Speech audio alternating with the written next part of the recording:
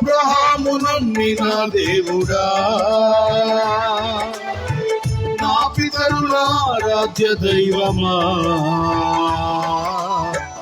ఇశ్రాయేలు కాపరి బహు గొప్ప నేపరి, నీకు సాటి ఎవరు యేసయ్యా. ఇశ్రాయేలు కాపరి బహు గొప్ప నేపరి, నీకు సాటి ఎవరు యేసయ్యా.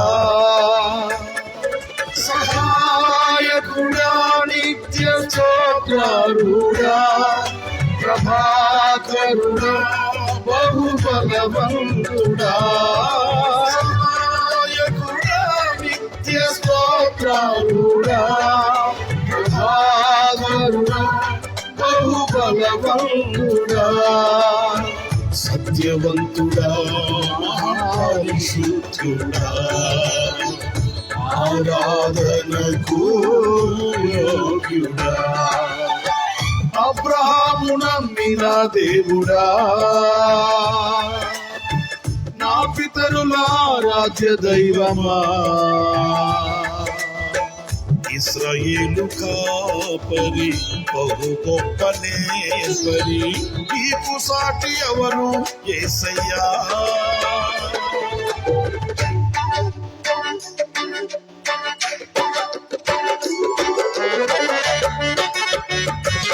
సఫలు పడదా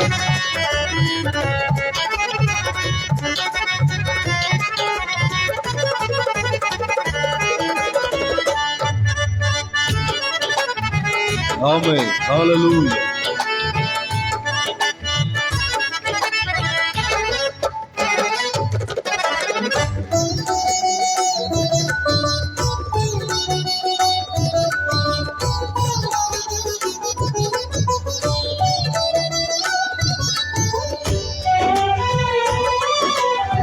కొట్టాలి అందరూ చప్పులు కొట్టాలి.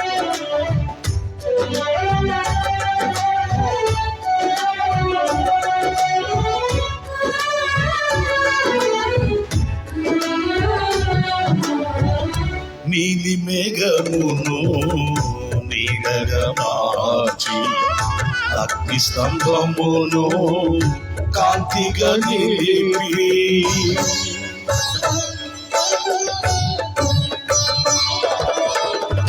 నీలి మేఘమును నీడగా మార్చి, అగ్ని స్తంభమును కాంతిగా నిలిపి, సైన్యములకు నీవే సారథిగా నిలిచి, ఇంగినంటిన గోడలు కుప్పగా కూల్చిన, సైన్యములకు నీవే సారథిగా నిలిచి, ఇంగినంటిన గోడలు కుప్పగా కూల్చిన, మా పక్షమై ఉన్న మహారాజు నీవే, నీకు సాధ్యము కానిది ఏదైనా కలదా.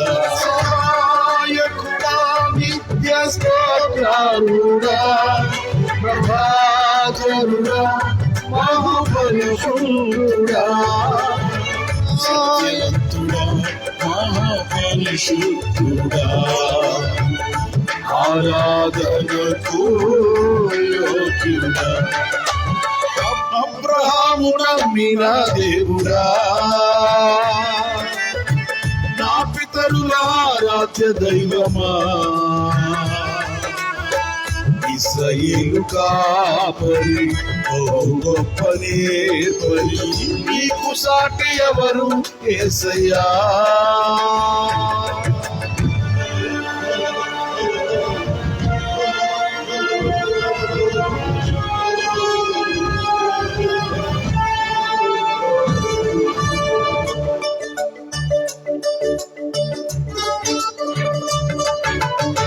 అందరు చప్పట్లు కొడదాం.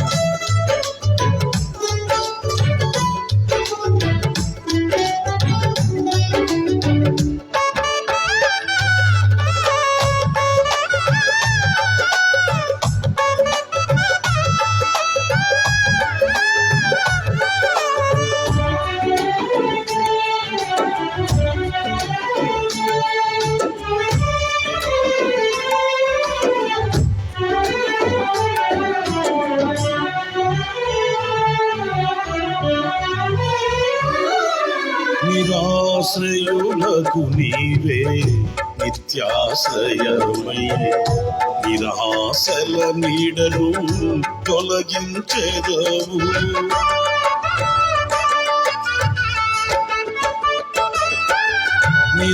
నిరాశ్రయులకు నీవే నిత్యాశ్రయమై నిరాశల నీడను తొలగించెదవు. విస్తారమైన నీ కృపతో నింపి నిస్సారమైన బ్రతుకును మార్చెదవు. విస్తారమైన నీ కృపతో నింపి నిస్సారమైన బ్రతుకును మార్చెదవు. విజయోత్సవముతో ఊరేగించెదవు. నీకు సాధ్యము కానిది ఏదైనా కలదా. సహాయకుడా నిత్య స్తోత్రుడా ప్రభాకరుడా బహుబలవంతుడా సత్యవంతుడా మహాపరిశుద్ధుడా ఆరాధనకు యోగ్యుడా. అబ్రహాము నమ్మిన దేవుడా నా పితరుల ఆరాధ్య దైవమా ఇశ్రాయేలు కాపరి బహు గొప్ప నేర్పరి నీకు సాటి ఎవరు యేసయ్యా.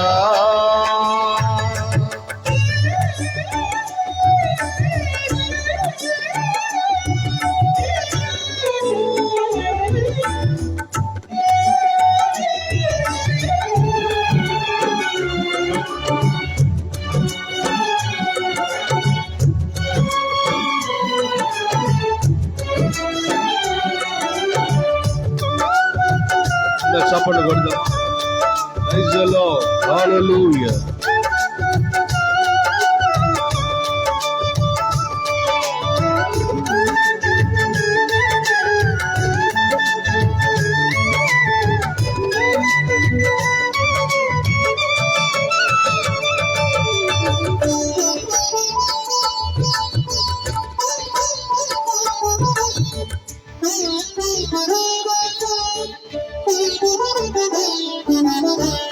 సాత్వికముతో దీర్ఘశాంతముతో విసుగక నా ఎడల వాత్సల్యము చూపి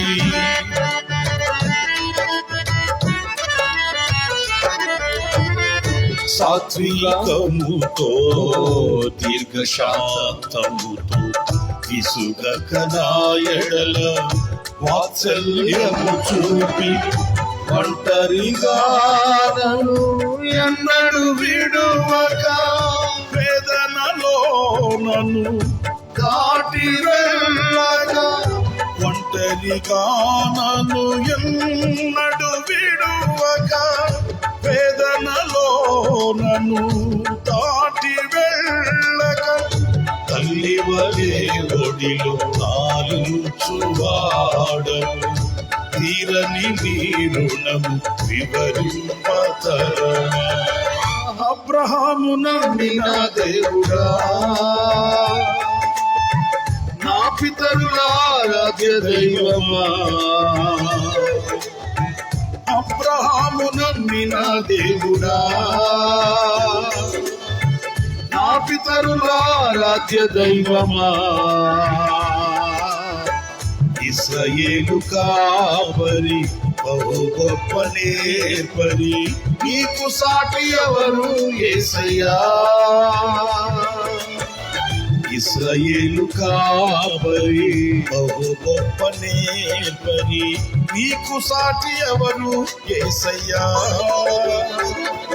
సహాయకుడా నిత్య స్తోత్రుడా ప్రభాకరుడా బలవంతుడా సహాయకుడా నిత్య స్తోత్రుడా ప్రభాకరుడా బహుబలవంతుడా సత్యవంతుడా మహాపరిశుద్ధుడా ఆరాధనకు యోగ్యుడా.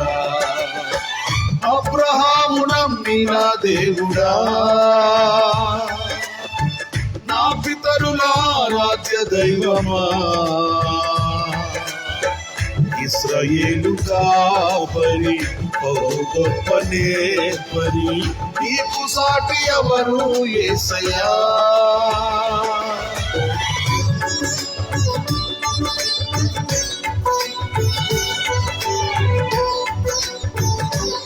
అందరు లేచి నిలబడదాం. అందరు లేచి నిలబడి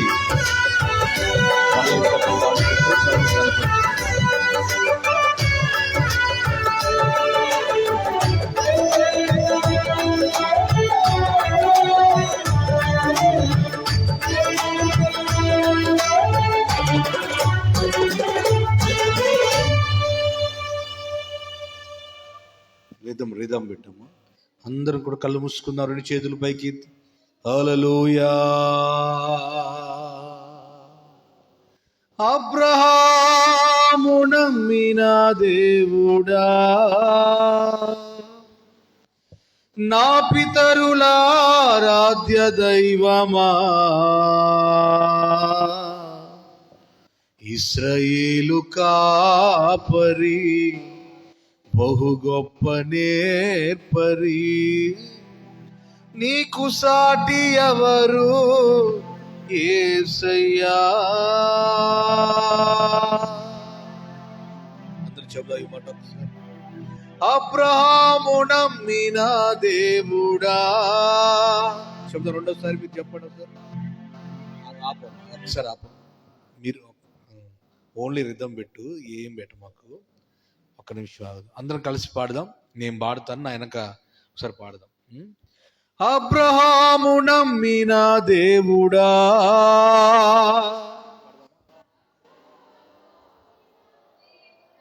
ఒక్కల గొడ్డు నోరే రావట్లే. దేవుడేమో నీ నోరు బాగుగా తెరువు, నేను నింపుతాను అంటాడు. మీరు నోరులే తెరవట్లే మరి. సరే గట్టిగానండి. అబ్రహాము నమ్మిన.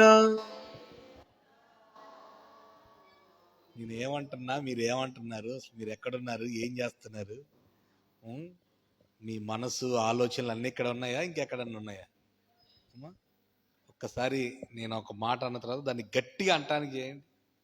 గొడవలకు పోయేటప్పుడు కానీ ఎట్లా వస్తుంది నోరు? హల్లెలూయా. మరి ఇప్పుడు వస్తుంది, కొంచెం పెరిగింది. కొంచెం గట్టిగానండి. హల్లెలూయా. ఇంకొంచెం గట్టిగా హల్లెలూయా. కాస్త గట్టిగానండి. హల్లెలూయా. అదే స్వరంతో ఒక 3 సార్లు నండి గట్టిగా హల్లెలూయా అని. ఇంకా ఇంకా మీకు పాటలు రావాలంటే ఒక సీక్రెట్ చెప్తా వినండి. మీ గొంతు పెగలాలంటే ఎప్పుడు ఎవరు లేకుండా ఉన్నప్పుడైనా ఎప్పుడైనా గొంతు స్వరం ఎత్తి పాడడం నేర్చుకోండి. అప్పుడే స్వరం అనేది పెద్దగా వస్తూ ఉంటుంది అన్నమాట. మీరు ఎప్పుడు చిన్నగా పాడినంత కాలం చిన్నగే ఉంటుంది. అందుకని పెద్దగా పాడటం నేర్చుకోండి. అబ్రహాము నమ్మిన దేవుడా అనండి.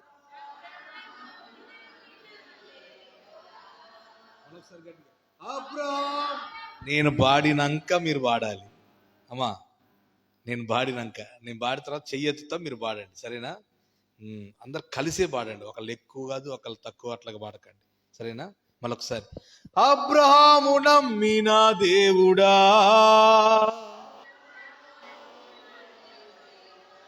నా పితరుల ఆరాధ్య దైవమా,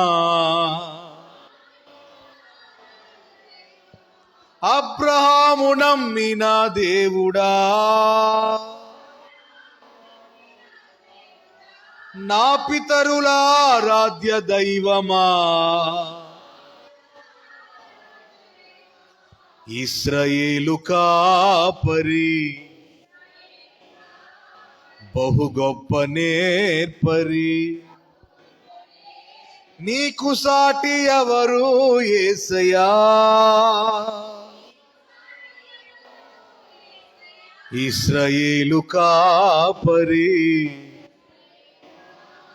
బహు గొప్ప నేర్పరి,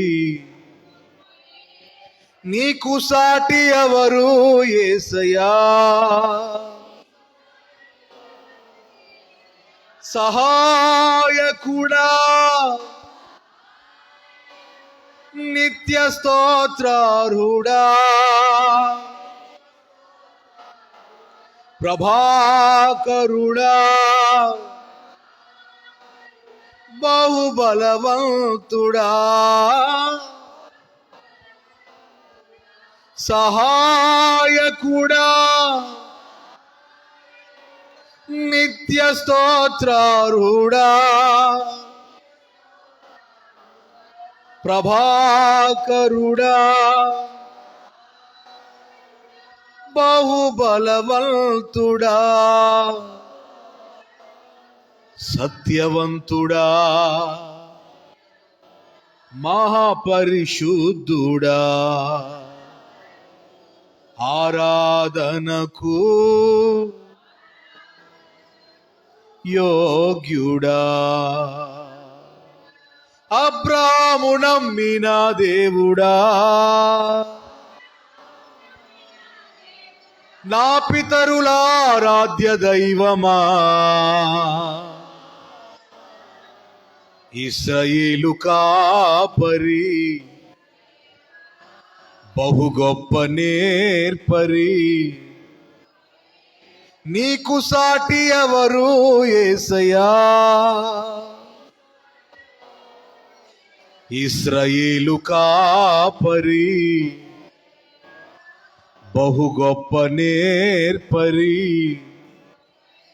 నీకు సాటి ఎవరు యేసయ్యా. సహాయకుడా,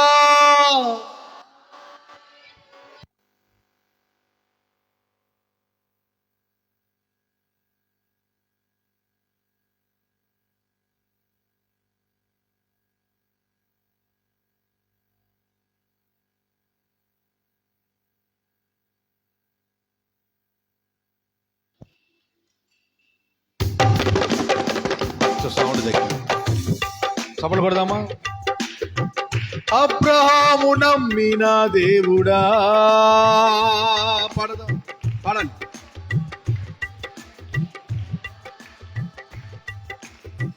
నా పితరుల ఆరాధ్య దైవమా, కరెక్ట్గా అబ్రహాము నమ్మిన దేవుడా. స్టార్ట్ చేయాలి. నా పితరుల ఆరాధ్య దైవమా, అది ఇశ్రాయేలు కాపరి, కొంచెం పెట్టి సౌండ్ అమ్మ, బహు గొప్ప నేర్పరి,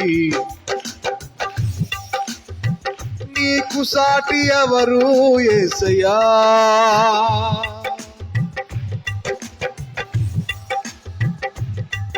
సహాయకుడా, నిత్య స్తోత్రార్హుడా, ప్రభాకరుడా, బహుబలవంతుడా, సహాయకుడా, నిత్య స్తోత్రార్హుడా, ప్రభాకరుడా, బహుబలవంతుడా, సత్యవంతుడా, మహాపరిశుద్ధుడా, ఆరాధనకు యోగ్యుడా. ఇప్పుడు అందరు కలిసి పాడదాం, కొంచెం రిథమ్ సౌండ్ పెట్టాము, అందరు కలిసి పాడదాం. అబ్రాహాము నమ్మిన దేవుడా, చప్పట్లు అందరూ. నా పితరుల ఆరాధ్య దైవమా, అబ్రాహాము నమ్మిన, పాడాలి. పితరులారాధ్య దైవమా, ఇశ్రాయేలు కాపరి, బహు గొప్ప నేర్పరి, నీకు సాటి ఎవరు యేసయ్యా. ఇశ్రాయేలు కాపరి, బహు గొప్ప నేర్పరి, నీకు సాటి ఎవరు యేసయ్యా. సహాయకుడా, నిత్య స్తోత్రారుడా, ప్రభాకరుడా, బహుబలవంతుడా, సహాయకుడా, నిత్య స్తోత్రారుడా, ప్రభాకరుడా, బహుబలవంతుడా, సత్యవంతుడా, మా పరిశుద్ధుడా, ఆరాధనకు యోగ్యుడా, సత్యవంతుడా, మా పరిశుద్ధుడా, ఆరాధనకు యోగ్యుడా. పడదాం. అబ్రాహాము నమ్మిన దేవుడా, నా పితరులారాధ్య దైవమా. మరొకసారి పడదామా? అబ్రాహాము నమ్మిన, పాడాలి, నా పితరులారాధ్య, ఇశ్రాయేలు కాపరి, బహు గొప్ప నేర్పరి, నీకు సాటి ఎవరు యేసయ్యా. ఇశ్రాయేలు కాపరి, బహు గొప్ప నేర్పరి, నీకు సాటి ఎవరు యేసయ్యా. సహాయకుడా, నిత్య స్తోత్రారుడా, ప్రభాకరుడా, బహుబలవంతుడా, సహాయకుడా, నిత్య స్తోత్రారుడా, ప్రభాకరుడా, బహుబలవంతుడా, సత్యవంతుడా, మా పరిశుద్ధుడా, ఆరాధనకు యోగ్యుడా, సత్యవంతుడా, మా పరిశుద్ధుడా, ఆరాధనకు యోగ్యుడా. అబ్రాహాము నమ్మిన దేవుడా, పాడాలి, నా పితరులారాధ్య, అబ్రాహాము నమ్మిన దేవుడా, నా పితరులారాధ్య దైవమా. మరలా పడదాం. అబ్రాహాము నమ్మిన దేవుడా, నా పితరులారాధ్య దైవమా, అబ్రాహాము నమ్మిన,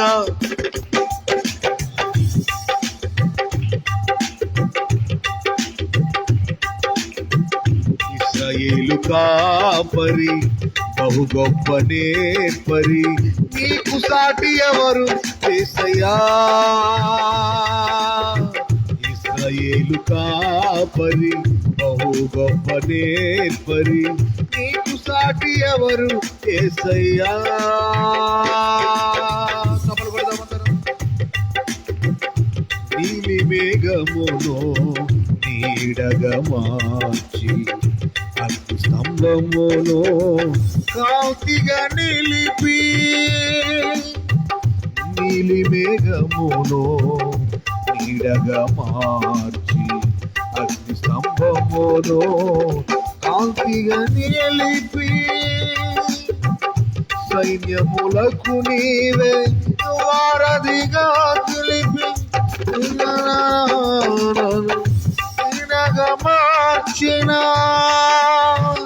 మా పక్షమయ్యున్న మా రాజు నీవే. నీకు సాధ్యము కాని ఏదైనా కలదా.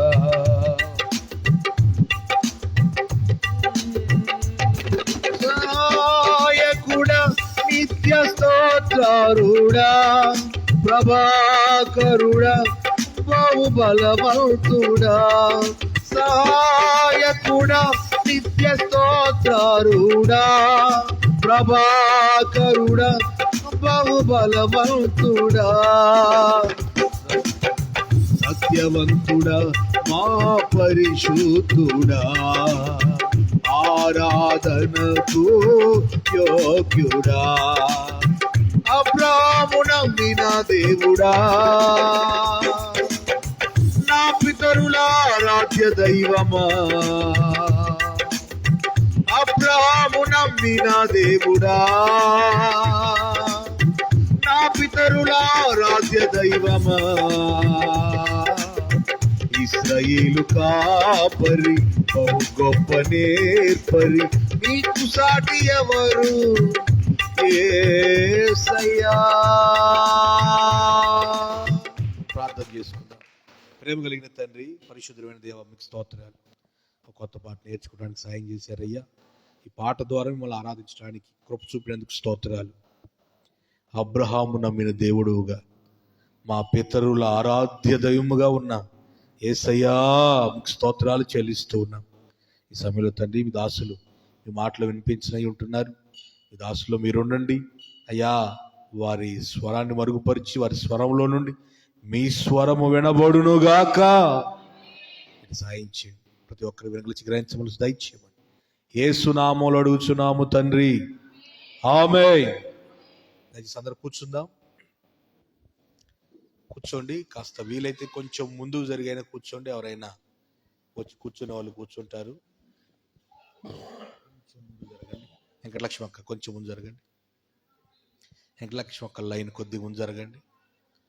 మా దయచేసి గమనించండి, 9 గంటలకు ప్రార్థన ప్రారంభం అవుతుంది. పాటలు పాడాలి అనుకునే వాళ్ళు చక్కగా ముందు వచ్చి పాటలు పాడవచ్చు.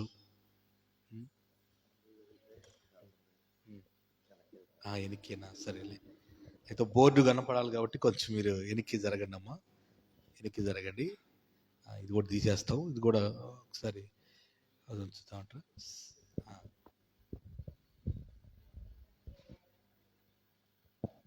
ప్రైజ్ ది లార్డ్, హల్లెలూయా. సరే, కాబట్టి దయచేసి గమనించండి. సమయానికి రండి. చక్కగా దేవుని వాక్యాన్ని నేర్చుకోవచ్చు, దేవుని సరిలో ఎక్కువగా గడపవచ్చు. ఆ విషయాలు మీరు గమనించాలని ప్రభు పేరిట మనవి చేస్తున్నాను. మరి శ్రద్ధగా, సమయం చాలా అయింది కనుక ఈ సమయాన్ని దైవజనులకు ఇద్దాం. మరి చప్పట్లు కొడుతూ సంజీవన్న గారిని వాక్యం అందించాల్సిందిగా ప్రేమతో వారిని ఆహ్వానిస్తున్నాం. గట్టిగా చప్పట్లు కొడుతూ వారిని ప్రేమతో ఆహ్వానిస్తున్నాం.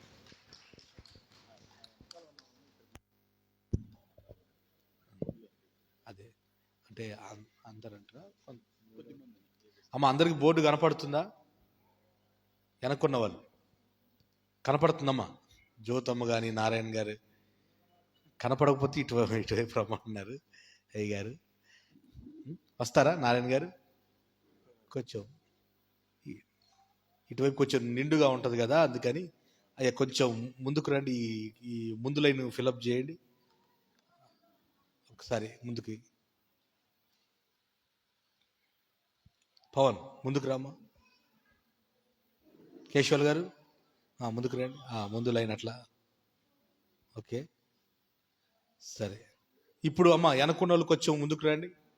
ఆ జ్యోతమ్మ లైన్, ఆ వెనకాల ఎవరెవరు ఉన్నారో వెనకాల లైన్, 2 లైన్లు మీకు కనబడదని.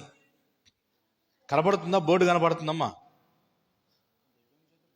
దగ్గర నుంచి అయితే బాగుంటుందని అయ్యగారు అంటున్నారు. దయచేసి అయ్యగారు మాటకైనా మనం రండి అమ్మ, ఇటు రండి, ఇటువైపు రండి.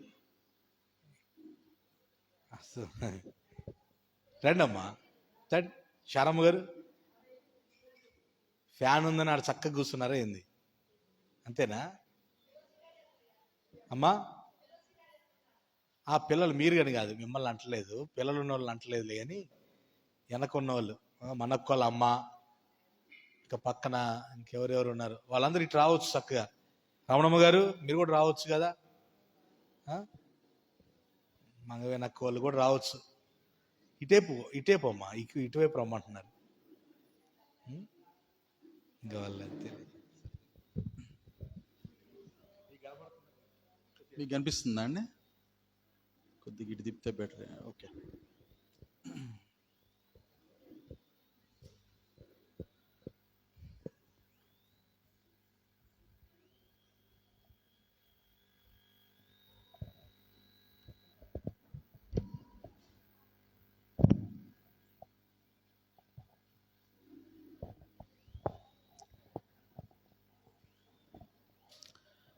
దేవుని నామంకే వందనములు. హల్లెలూయా. ఎందుకంటే ఈ రోజున మరి ముఖ్యమైన విషయం తెలుసుకోబోచున్నామండి. ఇప్పటి వరకు మనుషులుగా ఉన్న మనం అందరం కూడా మనమంటే ఏంటో మనకు అర్థం కావట్లా. అసలు మనలో ఏమేమి ఉన్నాయి, మనిషిగా తయారు చేసిన దేవుడు మన లోపల పెట్టిన అంతరంగాలు ఏమై ఉన్నాయి మనకు అర్థం కావట్లేదు. ఆ అర్థమయ్యే ఒక చిన్న ప్రయత్నం ఈరోజు నేను చేయబోతున్నా. అందుకే అసలు ఇవన్నీ కూడా రాసుకోవాలి మనం. యాక్చువల్గా ఎవరెవరి దగ్గర అయితే పెన్స్ పేపర్స్ ఉన్నాయో వాళ్ళని అడిగైనా పక్కన వాళ్ళు తీసుకొని రాసుకోవాలని నా ఉద్దేశము. ఈ చిన్న డయాగ్రామ్ వేసుకున్న తర్వాత మీరు బైబిల్ చదివినప్పుడు అది ఇంకా చాలా బాగా అర్థమవుతుంది అనేది నా ఉద్దేశం. ఇదే నేను ఒక 9 సంవత్సరాల క్రితం నుంచి కూడా నాకు ప్రభు ఎప్పుడైతే చెప్పారో, ఒక ఐడియా ఇచ్చారో నాకు, ఆ ఐడియా ప్రకారం నేను వేసుకున్న ఒక డయాగ్రామ్ అనమాట. అది ఈ రోజున మరి పునరుద్ధాన దినమైనా సరే మీ ఎదుటకు నేను ఆ యొక్క విషయాన్ని ముందుకు తేబోతున్నా. సో దట్ మన యొక్క ఆత్మ జీవం శరీరం ఎలా అయితే ప్రభు యందు నిందరహితంగా ఉండాలని మనం కోరుకుంటున్నామో అలాంటి ఒక స్థితిలోనికి వెళ్ళగలుగుతాం. మనం అనుకున్నంత ఈజీ కాదండి. ప్రభువులో మనం అనుకున్నంత ఈజీగా ఉండదు జీవితం. ఒకటి అర్థం చేసుకుందాం. అలా అని చెప్పి సాతానులో ఉంటే ఇంకా దరిద్రంగా ఉంటుంది పరిస్థితి. అది భ్రష్ట మనసుకి వెళ్ళిపోతూ ఉంటుంది. ప్రభువులో ఉంటే అట్లీస్ట్ మనకి మంచి మనసు, నూతన మనసు, క్రొత్త మనసు, నవీన మనసు వచ్చే ఒక స్థితి ఉంటుంది. కానీ ప్రభువులో లేకపోతే ఇంకా ఘోరంగా ఉంటుంది పరిస్థితి. అందుకే ఈ కొన్ని విషయాలు ఏదైతే ట్రై చేస్తున్నామో అవి మీరు శ్రద్ధగా అవన్నీ రాసుకొని వేసుకొని, ఇందుట్లో ఇంకేమైనా తేడాలున్నా నాకు చెప్పమంటున్నా. ఇదే ఫైనల్ అని నేను అనట్లేదు. ఒకవేళ మీరు బైబిల్ చదువుకున్నప్పుడు మీరేమన్నా క్రొత్తగా గ్రహిస్తే, ఒకవేళ ఎందుకో బ్రదర్ ఇది కొద్దిగా ఈ వర్స్ ఈ బొమ్మలోకి కనెక్ట్ అవ్వట్లేదు అని మీరు నాతో అంటే, ఖచ్చితంగా మనం కూర్చొని వాటిని సరిదిద్దుదాం. ఇలాంటి ప్రయత్నం చేయాలి ప్రభులో. ప్రభు రాజ్యాన్ని వెతకడం అంటే ఏదో అది మాట ఉంది, ఎలా వెతకాలో అర్థం కావట్లేదు అనుకోకుండా ఇది ఒక టైప్ ఆఫ్ వెతకడమే అనమాట. మీరు ఈ రోజున మనిషి యొక్క అంతరంగాల లోపలికి నేను తీసుకెళ్లాలనేది నా ప్రయత్నం. హల్లెలూయా. సో మనం వాక్యోపదేశంలోనికి వెళ్ళే ముందు ఒక 2 విషయాలండి. ఉపవాస ప్రార్థనలు అందరూ చేస్తున్నారా? అంటే ఎవరైతే చేస్తున్నారో వాళ్ళు ఓకే అండి. ఎందుకంటే నాకు ఈ టీం తెలుసు. నేను కూడా 2-3 రోజులు వచ్చి వాళ్ళతోటి వాక్యాన్ని పంచుకున్నాను లాస్ట్ వీక్లో కూడా. మంచిదండి. 40 రోజులు చేయని వారు కూడా ఈ 40 రోజుల్లో మీకు ఎప్పుడైనా అనిపిస్తే ఒక రోజో ఒక పూటో కదండి చేయొచ్చు. మీకు ఏవైతే మీ ప్రార్థనలకి జవాబులు రావట్లేదో ఉపవాస ప్రార్థనమే అత్యున్నతమైన ప్రభువుకి చేసే విజ్ఞాపన. ఒక్కరోజు చేసి చూద్దాం. ఒక పూట చేస్తే ప్రభు ఆ పూటకి తగ్గ ఆశీర్వాదం ఇచ్చేస్తారు, ఫలం వచ్చేస్తూ ఉంటుంది. దాన్ని మీకు గ్రహించగలరు.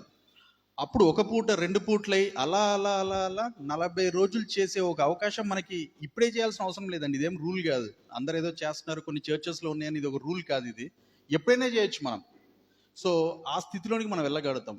స్టార్ట్ చేస్తూ ఒక విషయమై చేస్తూ ఉంటే అదొకటండి. ఇంకో విషయం కూడా అడుగుదాం అనుకున్నా. అదేంటంటే మందిర బొమ్మ వేసుకోమని చెప్పి ఎవరైనా వేసారా అండి?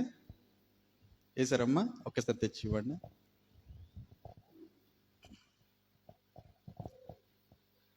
Thank you sister. ఇంకెవరైనా వేసారండి? Okay sir. నెక్స్ట్ వీక్ ఒకవేళ నేను వచ్చినప్పుడు ఖచ్చితంగా అడుగుతూ ఉంటా. చర్చి మొత్తాన్ని, పురుషులు స్త్రీలు తేడా లేకుండా అందరిని అడుగుతా. అందరూ వేసుకొని రావాలి. ఎందుకంటే ఎవరైతే మందిరముగా తయారవుదాం అనుకుంటున్నారో, మందిరంగా మనం అయినప్పుడే ప్రభు వచ్చి మనలో నివసిస్తారండి. లేకపోతే మనలో నివసించే ఛాన్స్ లేదు. మందిరంగా మారుతూ ఉండాల్సిన స్టేజ్ మనది. ఒకసారి సిస్టర్ వేసిన బొమ్మను నేను చూపిస్తాను.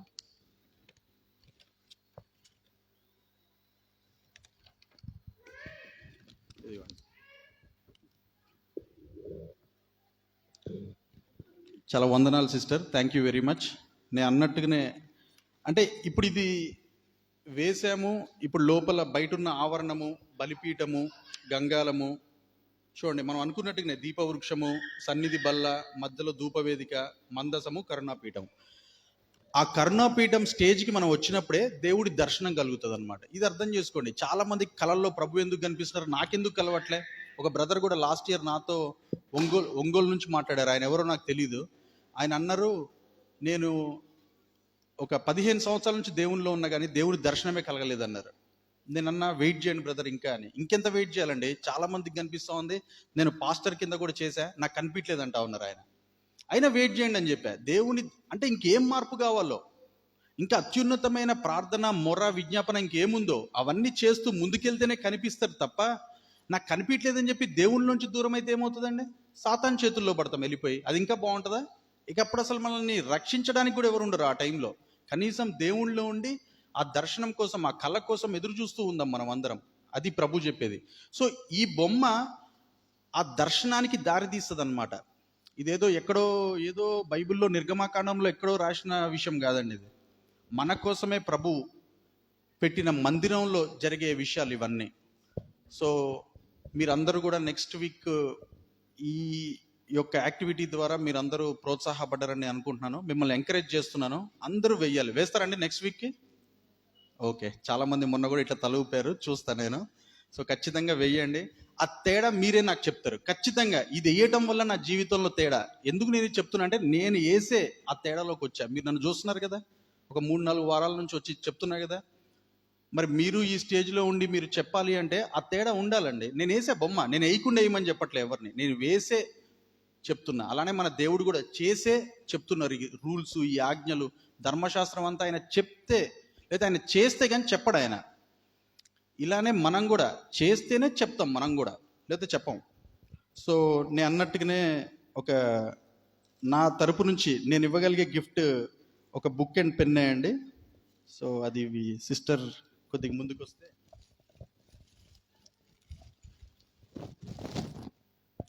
సిస్టర్ కొద్దిగా ముందుకు రండి. నేను అన్నట్టునే ఒక బుక్ అండ్ పెన్ ఇద్దాం అనుకుంటున్నా. ఎందుకంటే ఇది, thank you very much sister, thank you. So book and పెన్నే మనకి ఎవరైనా గిఫ్ట్ ఇవ్వాలనుకుంటే బైబిలో బుక్, పెన్ను, బైబిల్ సంబంధించిన కీర్తనల పుస్తకం ఇవి ఇద్దామండి పక్కన వాళ్ళకి. ఎందుకంటే ఇవి లేవు మన దగ్గర. చూడండి, బుక్, పెన్స్ ఎంతమంది దగ్గర ఉంటే కొద్ది మందే చేయలేపుతారు. అవి లేవు. చదువు వచ్చిన వాళ్ళు కూడా, ఇప్పుడు చదువు రానోళ్ళు కూడా వేసుకునే బొమ్మ ఇది. వాళ్ళ కోసమే నేను అనుకున్నా, ఎందుకు ప్రభు నాతో బొమ్మ వేపిస్తున్నావు అంటే, చదువు రానోళ్ళు కూడా సర్కిల్స్ అయితే గీయొచ్చు కదండి, ఇట్లా రౌండ్లు గీయొచ్చు, ఈజీ గీయొచ్చు. ఇది చదువుతో సంబంధం లేని విషయం, ఇది ప్రభు వాక్యం. ఇది ఎలా అయినా అర్థం చేసుకోవచ్చు మనం. వీటిల్లోనికి వెళ్దాము. అయితే ఇంకొక చిన్న ఇదేంటంటే, కొన్ని బుక్స్ తెచ్చాను నేను. ఒక కనీసం ఒక 7-8 వేస్తారని నేను తెచ్చానండి అనుకున్నా, కానీ ఒకళ్ళే తీసుకున్నారు. ఒకసారి ఇది పోపా. అయితే ఇంకొక గిఫ్ట్ ఒకరికి ఇవ్వాలి నేను. అది ఎప్పుడో ప్రామిస్ చేశా. అది ఎవరికో కాదు, మన ఈ బాబుని మీరు చూసే ఉంటారు, కౌశిక్ అని. తను కూడా మా బ్రదర్స్ అండ్ సిస్టర్స్ కాన్ఫరెన్స్లో ఒక కాన్ఫరెన్స్ జరుగుతూ ఉంటే ఈ బాబు పార్టిసిపేట్ చేస్తాడు. తను కూడా ఆ కాన్ఫరెన్స్లో చెప్పిన వెంటనే వేసుకున్నాడు, ఈ డయాగ్రామ్ వేసాడు. అయితే ఇప్పుడు ఈ డయాగ్రామ్ వేసిన సిస్టర్ కూడా దీన్ని ఏం చేయాలి ఇప్పుడు నెక్స్ట్? ఇప్పుడు చూడండి, ఇది ఒక పేపర్లో ఉంది. దీన్ని మనం ఏం చేయగలం? ఇట్లనే పెట్టి పేపర్ పోతుంది కూడా తర్వాత. నేను ఇచ్చే సజెషన్ ఏంటంటే, మనం వేసుకున్న ఈ చార్ట్ని ఇంటిలోనే, మీ రూమ్లోనే అతికి పెట్టండి అని చెప్తున్నా. సిస్టర్కి కూడా నేను ఇచ్చే సలహా ఏంటంటే, పెట్టమ్మా ఒక్క నిమిషం. పర్లేదు. అయితే నేను ఈ బ్రదర్ ఎప్పుడు వేశారండి, నేను ప్రామిస్ చేసిన బుక్ ఇవ్వాల. నేను అనుకుంటున్నా, ఎప్పుడు కౌశిక్ పేరు గుర్తొచ్చినా అయ్యో ఆ బ్రదర్కి నేను ఎప్పుడో ఇద్దాం అనుకున్నా, ఇవ్వలేపోయా అనుకున్నా. బట్ ఈ రోజు ఈ చర్చ్లోనే జరగడం అది గొప్ప విషయం. ఒకసారి అందరూ తన యొక్క ఎఫర్ట్కి thank you very much. So ఇలానే చర్చ్ మొత్తం, నేను వెళ్ళిన ప్రతి చర్చ్లో, ఏస్కర్ర మందిరం పాల్వంచలో, గరీపేట చర్చ్లో కూడా ఇదే చెప్పా. ఎంతమంది వేస్తే అంతమందికి నేను ఈ గిఫ్ట్ ఇవ్వబోతున్నా. ఇది ఒక స్టార్ట్ మనకి. నేను కూడా ఇలాంటి బుక్స్ నా ఈ 9 సంవత్సరాల్లో ఒక 10 నుంచి 12 బుక్స్ రాశానండి. నేను కూడా రాశానంటే బైబిల్లో విషయాలే నాకు అనిపించినవే, ఏవో రాసుకుంటూ, ఏవో డయాగ్రామ్లు వేసుకుంటూ మనం వెళ్తూ ఉంటాం. అందరు అడుగుతూ ఉంటారు, ఏం నువ్వు చేస్తున్నావు ఇంట్లో అంటే, ఇగో ఇది నా వర్కౌట్ అని చూపిస్తున్నా నేను. నా రికార్డ్స్ ఉన్నాయి. ఇప్పుడు కొత్తగా వీడియో రికార్డ్స్ కూడా పెట్టుకుంటున్నాను అనమాట. సో ప్రభు ఒక అవకాశం ఇస్తున్నారు, ఒక సహోదరుని ద్వారా ఒక చర్చ్లో ఒక అవకాశం ఇస్తున్నారు. కాబట్టి ఇలాంటి రికార్డ్స్ ఉండాలి మనకి వెనకాల. అందుకే ప్రభు ప్రత్యక్షమైనప్పుడు మీరు ధైర్యంతో ఆయన్ని ఫేస్ చేస్తారనమాట. నువ్వేం చేసావు నా కోసం అన్నప్పుడు, నేను ప్రభు ఇవన్నీ చేస్తూ ఉన్న ప్రభు, ట్రై చేస్తూ ఉన్న నీ చెంతకు రావడానికి, నీ మాటలు వినడానికి అనే ఒక ధైర్యం ఉంటుంది అనమాట. ఇవి చేయకుండా ఉట్టిగా పాప క్షమాపణ నిమిత్తం బాప్టిజం తీసుకుని వచ్చి కూర్చుంటే ఏమీ జరగదండి. నేను ఓపెన్గా చెప్తున్నా. అవుట్ రైట్గా చెప్పాల్సిన విషయం ఏంటంటే, మీకు మీరే పాపంలో పడిపోయి దాని నుంచి మారు మనసు పొంది ఇక్కడ కూర్చుంటే ఏమి కాదు. దానికోసం కాదు ప్రభు వచ్చి సిలువలో మరణించింది. పరిశుద్ధాత్మ నిమిత్తం బాప్టిజము, అగ్ని కోసం బాప్టిజంలోనికి వెళ్ళాలి. హల్లెలూయా. ఈ రెండు విషయాల కోసం ప్రభు వచ్చింది. మొదటిది జరిగితేనే మిగతా రెండు ఫాలో అవుతాయి. ఇవి చేయకుండా ఉండి అక్కడికి వచ్చేసినాం మేము పరలోక రాజ్య నివాసులు అంటే కుదరదండి. ఎందుకంటే ఇక్కడ ఆత్మ నడిపింపు లేనప్పుడు మీరు మళ్ళీ పాపంలో పడే అవకాశం ఉన్నది. పాపంలో నుంచే కదా బయటికి వచ్చింది. మరి ఇక్కడ ఏముంది? ఆత్మ నడిపింపు, ఆత్మ కాపుదల లేదు, ఆత్మ సన్నిధానం లేదు, ఆత్మ మనం ఎందుకు కుమ్మరించిన సిట్యువేషన్ లేదు. చాలా కొద్ది మందిలోనే ఉన్నాయి ఈ విషయాలు. అందుకే ప్రభు ఒకవేళ బ్యాప్టిజం పాప క్షమాపణ నిమిత్తమే పెట్టుంటే నీళ్ళలో బ్యాప్టిజంతో ఆపేసేవాళ్ళు. అక్కడ తర్వాత పరిశుద్ధాత్మతో అగ్నితో బాప్టిజం తీసుకోమని చెప్పేవాళ్ళు కాదు. కరెక్టే కాదండి ఇవన్నీ. ఎందుకు చెప్తున్నారంటే వాటిల్లో నుంచి నువ్వు వెళ్తేనే మళ్ళీ నువ్వు వదిలేసిన పాపంలోనికి నువ్వు వెళ్ళలేవన్నమాట. ఇది ప్రభు చెప్తున్న విషయం. అక్కడి నుంచి వచ్చి ఫస్ట్ స్టెప్పే మనం వచ్చింది. ఇక్కడి నుంచి ఎంత ముందుకు వెళ్తున్నాం?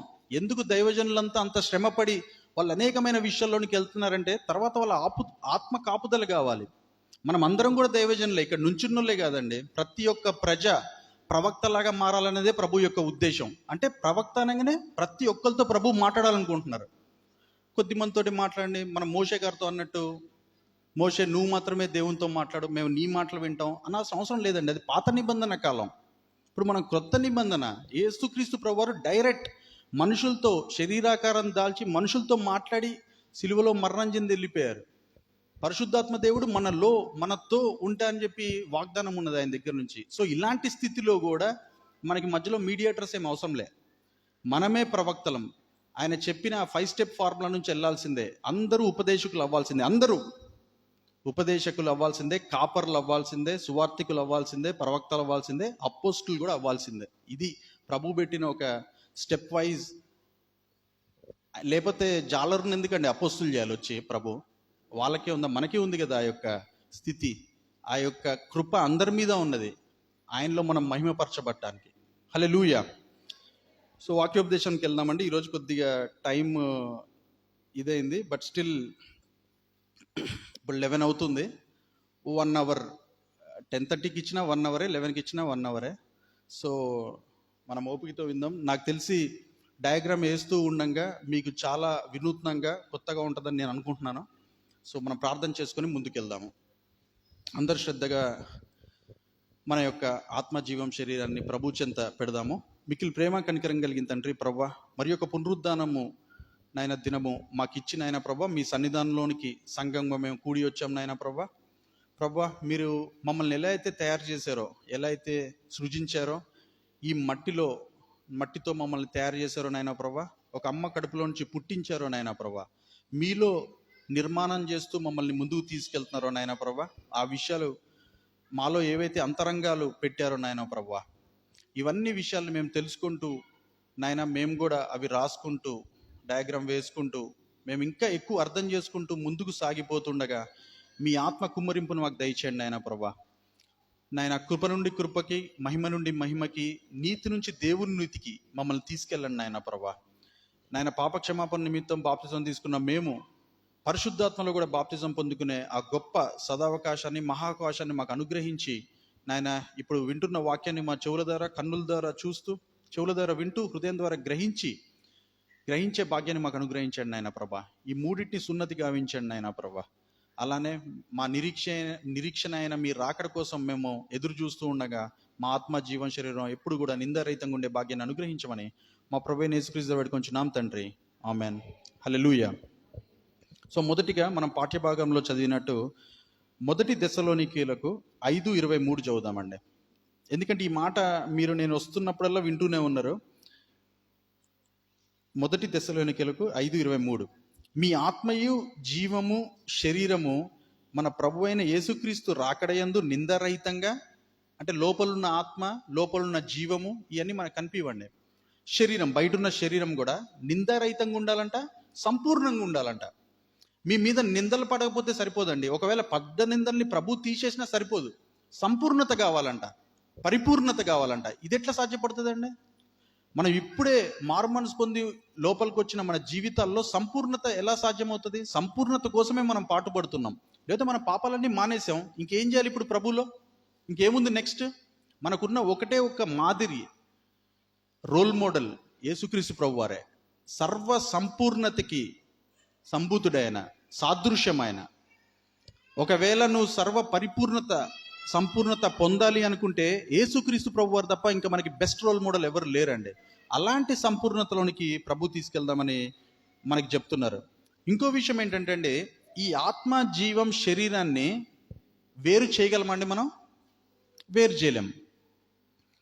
బయట శరీరం ఉన్నది, లోపల జీవానికి సంబంధించిన చాలా విషయాలు ఉన్నాయి. ఇప్పుడు పీలుస్తున్న గాలి, లోపల ప్రవహిస్తున్న రక్తం, ప్రవహిస్తున్న నీళ్లు కదండి, తింటున్న ఆహారం, తీసుకుంటున్న పానీయం, ఇవన్నిటి మనం ఏమైనా వేరు చేసి చూడగలమా? శరీరాన్ని వాటిని వేరు చేసి చూడలేం. అలానే ఆత్మ కూడా ఉన్నది లోపల. శరీరం బయట ఉంది, జీవం లోపల ఉన్నది, ఆత్మ కూడా లోపలే ఉన్నది. ఈ ఆత్మను కూడా నువ్వు వేరు చేయలేవు. ఇవన్నీ ఇన్సెపరబుల్ అన్నమాట. నువ్వు వేరు చేసి చూడలేని పరిస్థితి. కానీ వేరు మనము శారీరకంగా చేయలేం, కానీ అట్లీస్ట్ ఆత్మీయంగా ప్రభు వేరు చేసి చూపిస్తారనమాట మనకి. బైబిల్ ఎందుకు ప్రభు మనకి ఇచ్చారంటే, నీ గురించి నువ్వు నీ లోపలున్న ఈ అంతరంగాల్ని వేరు చేసి చూడు, అప్పుడు కలిపితే ఏమవుతావో నువ్వు అవుతావు అని ప్రభు చెప్తున్నారు. హల్లెలూయా. ఆ వేరు చేసి చూసే ప్రయత్నమే ఇప్పుడు నేను చేయబోతూ ఉన్నది. తర్వాత అర్థం చేసుకోవడం కూడా చాలా కష్టం అండి. ఎలా అంటే, సరే శరీరాన్ని అర్థం చేసుకోవచ్చు, బయటే ఉంటుంది కాబట్టి.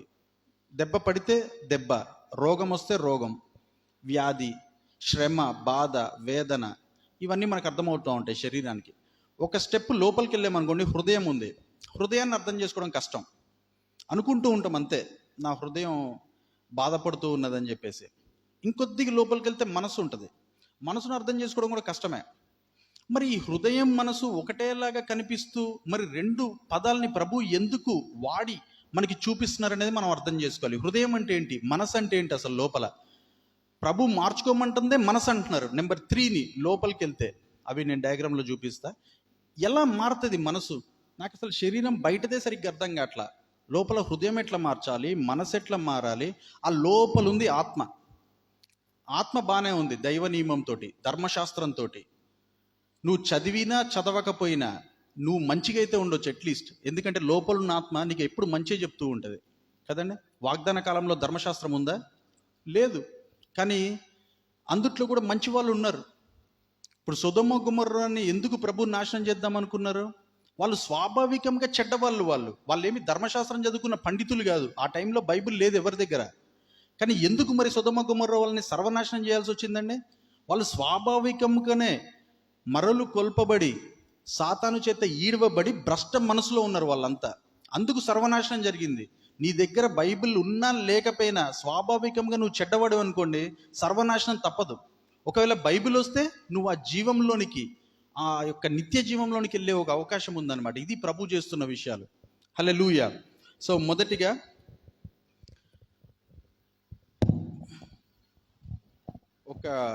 ఫస్ట్ నేను వేయబోతున్న ఒక డయాగ్రామ్. ఇవాళ మన యొక్క అంశం పేరు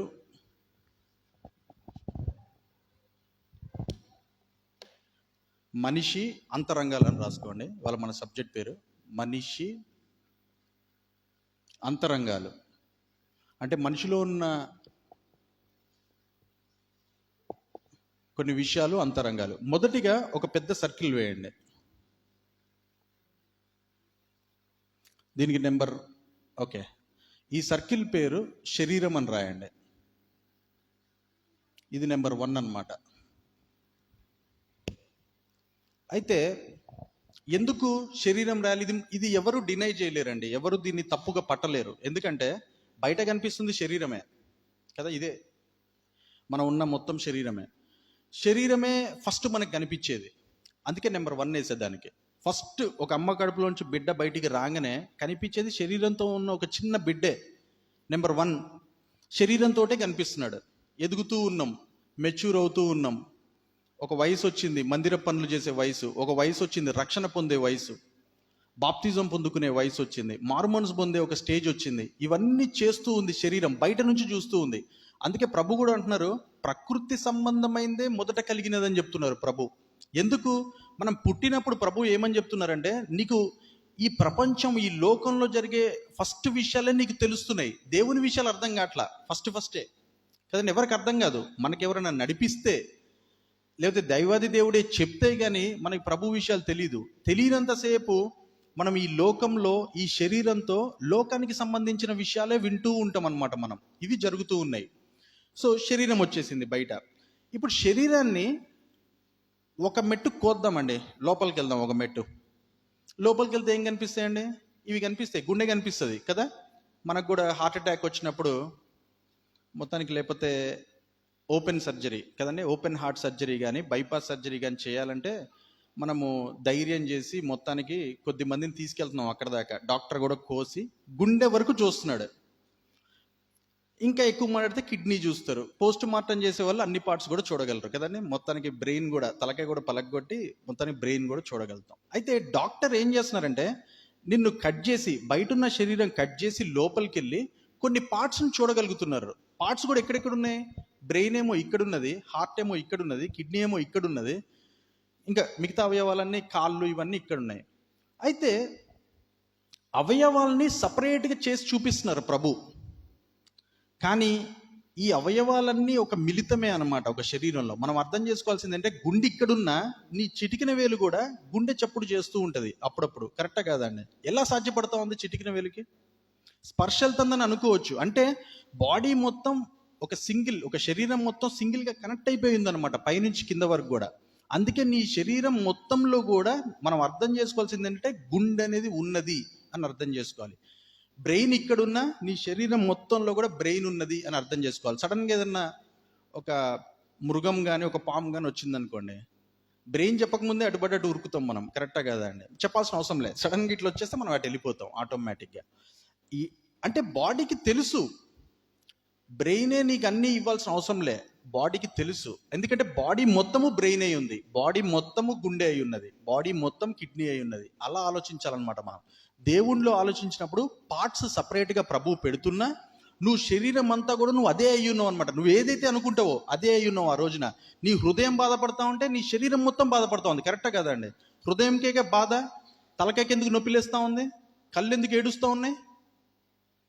మొత్తం కూడా పార్ట్స్ డిఫరెంట్గా ఉన్నాయి అంతే. బాధ శరీరంలో పడే ప్రతి పార్ట్కి బాధ కలుగుతూ ఉంది. సో అలా ప్రభు పొందుపరిచారు. నేను గుండెని మాత్రం సర్కిల్ చేసి వేయట్లేదు. లోపల మనకు కొన్ని అంతరంగాలు ఉన్నాయి. ఇప్పుడు మీరు చూస్తే కీర్తనలు 57:10 నీ అంతరంగములు అని ఒక మాట వాడుతున్నారు. అంటే ఇది నీకు కనిపించే బయటున్న అంగం అయితే శరీరం కూడా ఒక అంగమే కదండి. శరీరం బయటున్న అంగం అయితే లోపల కొన్ని అంతరంగాలు ఉన్నాయి. అవి తెలుసుకోవడం కూడా మన బాధ్యతే. ఈ రోజున అవి కూడా తెలుసుకుందాం. అయితే ఒక అంతరంగాన్ని నేను వేయబోతున్నా. అదేంటిదంటే హృదయం. నెంబర్ 2 మోస్ట్ ఇంపార్టెంట్ అండి. ఇది సెకండ్ సర్కిల్ వేసి దానికి హృదయం అని పేరు రాయండి. హృదయము నెంబర్ 2. మీరు అనొచ్చు, బ్రదర్ శరీరంలో హృదయం ఉందని ఎట్లా వేశారు మీరు? అసలు మీరు ఎట్లా ఆ కన్క్లూజన్కి ఎట్లా వచ్చారు? మీరు నన్ను అడగవచ్చు ఆ క్వశ్చన్. అయితే నేను ఒకటి చెప్తున్నా, శరీరం ఎలా ఉందండి? ప్రభు చెప్తున్న వాక్యాల్ని బట్టి శరీరం ఎప్పుడు కూడా బలహీనంగా ఉన్నది. కరెక్టా కదా? శరీరం ఎప్పుడు కూడా నిష్ప్రయోజనం అని ప్రభు చెప్తున్నారు. మాటలు ఉన్నాయి మనకి. సో మత్తయి సువార్త 6:41 ఆత్మ సిద్ధమే, లోపల ఇంకా మనం స్పిరిట్ వేయలేదు కానీ ఆత్మ సిద్ధంగానే ఉంది, కానీ శరీరం బలహీనంగా ఉందని ప్రభు చెప్తున్నారు. ఆత్మే జీవింపజేస్తుంది కానీ శరీరము నిష్ప్రయోజనము అని ప్రభు చెప్తున్నారు. ఇది ఎలాంటి సాధ్యం? మనకి అర్థమైపోతూనే ఉంది. చిన్నప్పుడేమో శరీరం అంతా మంచి గట్టిగా ఉన్నట్టుంది. ఇప్పుడు యూత్ 20s 30s ఉన్న వాళ్ళంతా ఎలా అనుకుంటారండి? మంచి టఫ్గా ఉంటారు. వాళ్ళది రక్తం ఫ్లో అవుతూ ఉంటుంది. అసలు అదొక మనం వాళ్ళని ఆపలేం. ఇప్పుడు మీరు టీనేజ్, ఇంటర్మీడియట్, ఇంజనీరింగ్, తర్వాత మ్యారేజ్, ఆ టైంలో ఉన్న వాళ్ళు ఎలా ఉంటారండి? ఏదైనా చేయగలుగుతారు. ఎందుకంటే వాళ్ళ శరీరం అంత దృఢంగా ఉంటుంది. మీరు 40s నుంచి ఆలోచించండి. ఫర్ సపోజ్ ఎగ్జాంపుల్ నేనే, శరీరం కొద్దిగా డౌన్ అయిపోయింది. యాక్చువల్గా అంత ఉన్న స్ట్రెంగ్త్ లేదండి నాలో. 50sలో ఇంకొద్దిగా ఉండదు. 60s 70s 80s 90s కీర్తనలు 90:10 ప్రభు చెప్పినట్టు మీకు బలం ఉన్న 70 సంవత్సరంలో, ఒకవేళ అధిక బలం ఉంటే 80.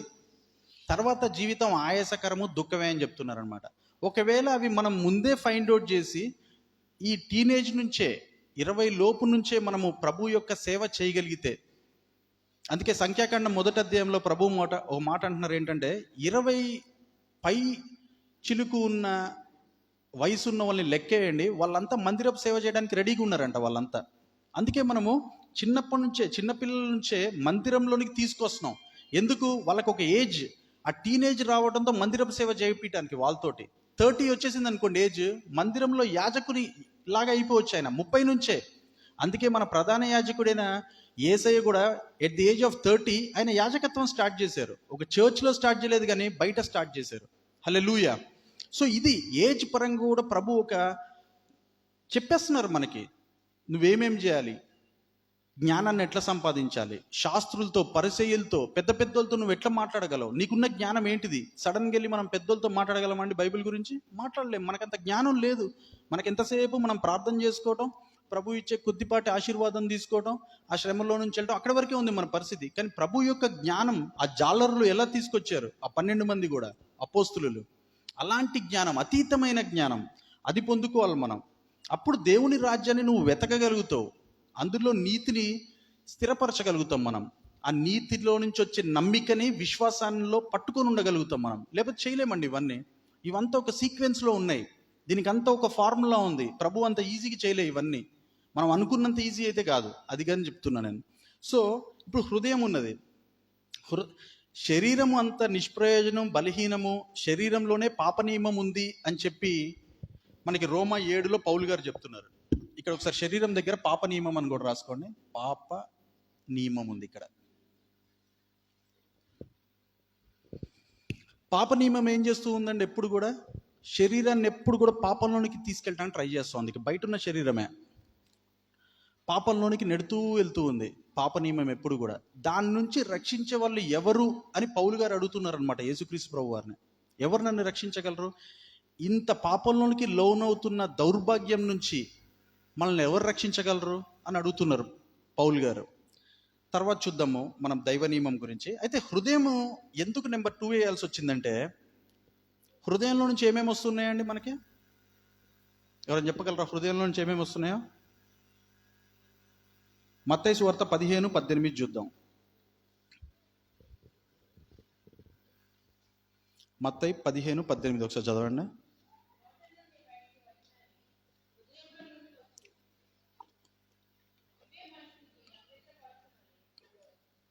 చాలండి. అందుకే ఇప్పుడు చూడండి, నోట నుంచి వచ్చినవే, హృదయంలో నుంచి వచ్చినవి, అవే మనిషిని అపవిత్రపరుస్తూ ఉన్నాయంట. ఓకే, ఇప్పుడు మన నోరు ఇక్కడే ఉంది. హృదయం ఏమైతే అనుకుంటుందో మన నోరు అదే మాట్లాడుతూ ఉందంట. హృదయంలో నుంచి ఎప్పుడు చెడ్డ తలంపులే వస్తూ ఉంటాయంట, అపవిత్రమైన విషయాలే వస్తూ ఉంటాయంట. ఎందుకు వస్తాయండి? హృదయం లోపల ఉన్న భాగం కదా, దాంట్లో నుంచి ఎందుకు వస్తున్నాయి చెడ్డ తలంపులు? ఎందుకంటే ఇక్కడ ఒక సీక్రెట్, అంటే నేను ఒకటి ఫైండ్ అవుట్ చేసింది ఏంటంటే, నా బైబిల్ స్టడీలో హృదయము శరీరానికి దగ్గరకు ఉందన్నమాట. అందుకే కదండి ఇప్పుడు శరీరంలో ఏముంది? పాప నియమం ఉన్నది. నీ హృదయం నీ శరీరానికి దగ్గరకు ఉన్నప్పుడు ఏం జరుగుతుంది? నీ హృదయం ఎప్పుడు కూడా చెడ్డ తలంపులే, నరహత్యలు, వ్యభిచారాలు, దొంగతనాలు ఇవి ఎందుకు జరుగుతున్నాయంటే, గొనుగులు, సనుగులు, ఇవన్నీ దేవునికి ఇష్టం లేని ప్రతిదీ ఎందుకు జరుగుతుందంటే, నీ హృదయం నీ శరీరానికి దగ్గరకు ఉంది కాబట్టి. ప్రతి ఒక్కరిలో ఇదే ఉంది పరిస్థితి.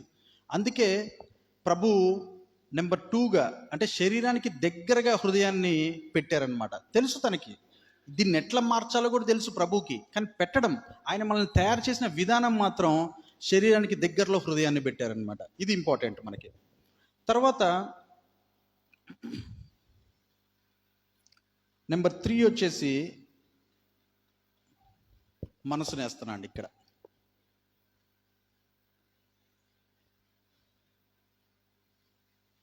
మనస్సు 3 అని వేసుకోండి. ఓకే, అయితే మనసు గురించి చెప్పే ముందు ఒక మెట్టు నేను ముందుకు వెళ్ళాలి. ఎందుకంటే అండి, అనుకోవచ్చు మీరు కూడా, హృదయంలోనే మనసు ఉందని ఎట్లా చెప్తారు బ్రదర్ మీరు అని అడగొచ్చు నన్ను. ఈ క్వశ్చన్ కూడా వ్యాలిడ్. ఎందుకంటే ఈ డయాగ్రామ్ మనకి వ్యాలిడ్ అయితేనే మన జీవితంలో మన శరీరాన్ని మార్చుకోగలం, హృదయాన్ని మార్చుకోగలం, మారు మనసు పొందగలం, ఆత్మదిక్కు ఈ మూడింటిని తిప్పగలుగుతావు నువ్వు, లేకపోతే తిప్పలేవు. ఒకవేళ ఈ డయాగ్రామ్ రాంగ్ అనుకోండి, నువ్వు తిప్పలేవు. ఒకవేళ రైట్ అనుకోండి, ఇదే రైట్ అని అన్ను, మీరు కూడా దీన్ని మలుచుకొని మీకు నచ్చిన ప్రకారం ఎలా అయినా వేసుకోండి, కానీ ఆ లోపల ఉన్న అంతరంగాలన్నిటిని నువ్వు ఆత్మదిక్కు తిప్పగలిగితే మనం రక్షణ పొందినట్టే. హల్లెలూయా. అయితే ఒక విషయాన్ని మనం గమనిద్దాము. అదేంటంటే, నేను మనసు గురించి చెప్పే ముందు ఒకసారి ఆత్మ గురించి చెప్పాలి. అదేంటంటే,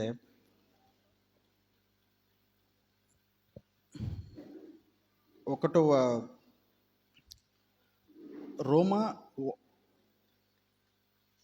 రోమా కదండి, 1 కొరింథీ 1:20 చూద్దాం ఒకసారి.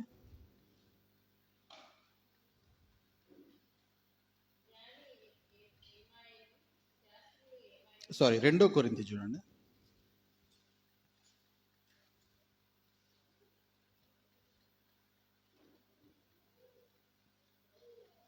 2 కొరింథీ 1:20.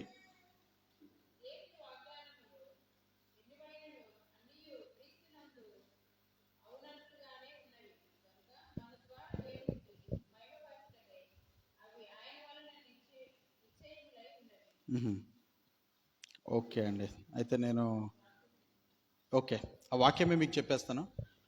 మన హృదయం అనే ప్రభు ఏం చేశారంటే, మనకు ముద్ర వేసి హృదయంలో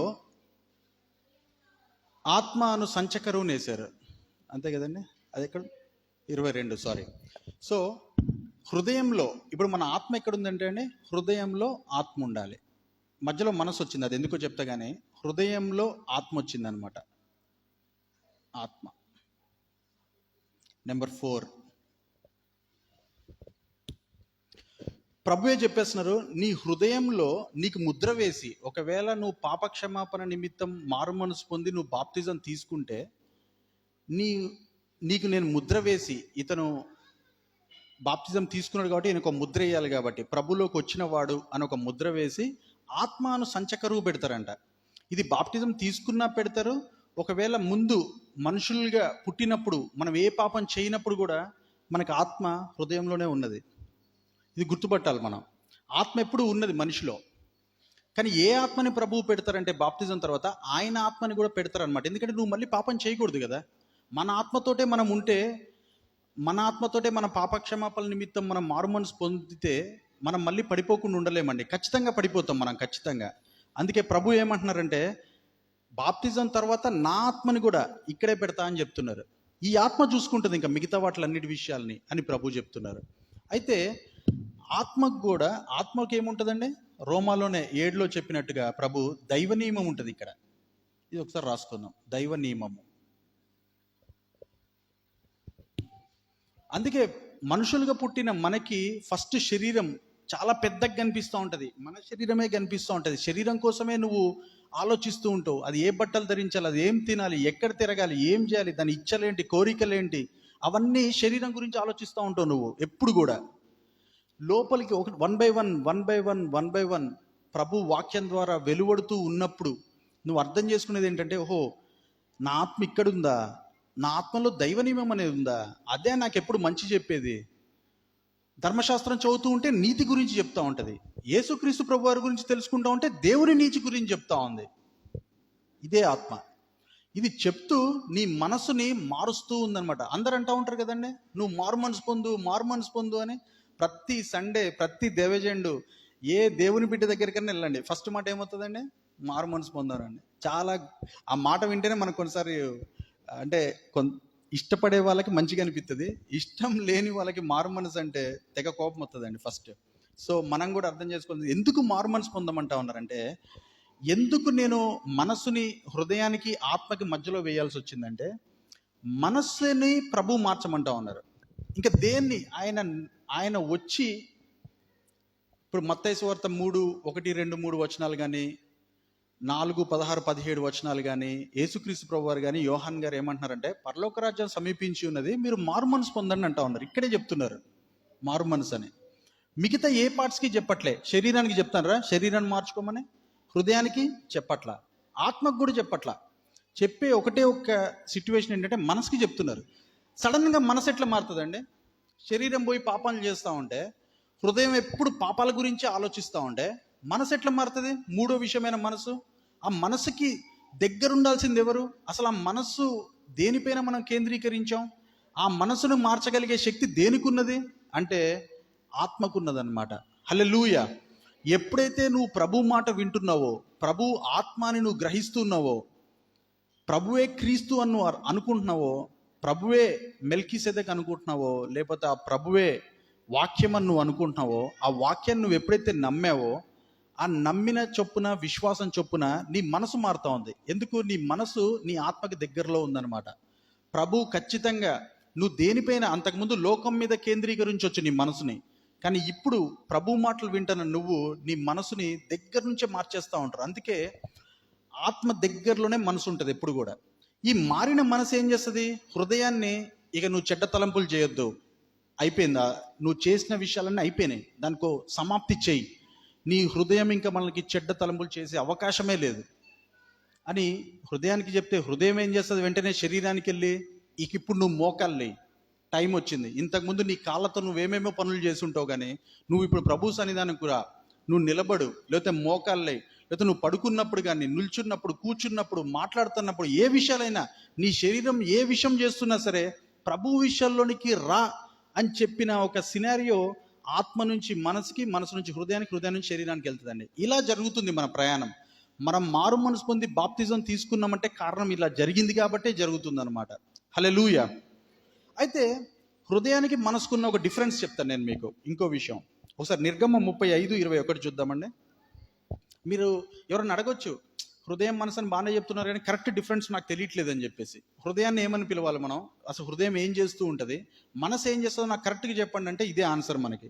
నిర్గమం 35:21 చదవండి ఒకసారి.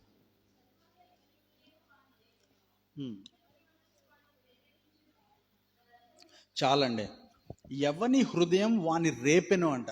హృదయం ఎప్పుడు ఏం చేస్తూ ఉంటుందండి? నిన్ను రేపుతూ ఉంటుంది అనమాట. ఫర్ సపోజ్ చిన్న ఎగ్జాంపుల్ చెప్తాను నేను. ఎవరో చనిపోయారు, హృదయం ఏం చేస్తుందండి? వెంటనే బాధపడుతుంది. హృదయానికి తెలుసు చనిపోతే నువ్వు బాధపడాలని తెలుసు, బాధపడుతుంది. ఫస్ట్ ఇన్స్టాంట్ రియాక్షన్ హృదయం అనమాట. బాధపడిన వెంటనే హృదయం బాధపడింది, చనిపోయిన వార్త వినగానే మనసు ఏం చేస్తూ ఉంది? ఇక ఆలోచించడం స్టార్ట్ చేస్తూ ఉంది. హృదయం ఒక చిన్న ఇన్పుట్ ఇచ్చింది కదా, దాన్ని తీసుకొని మనసు ఏం చేస్తూ ఉంది?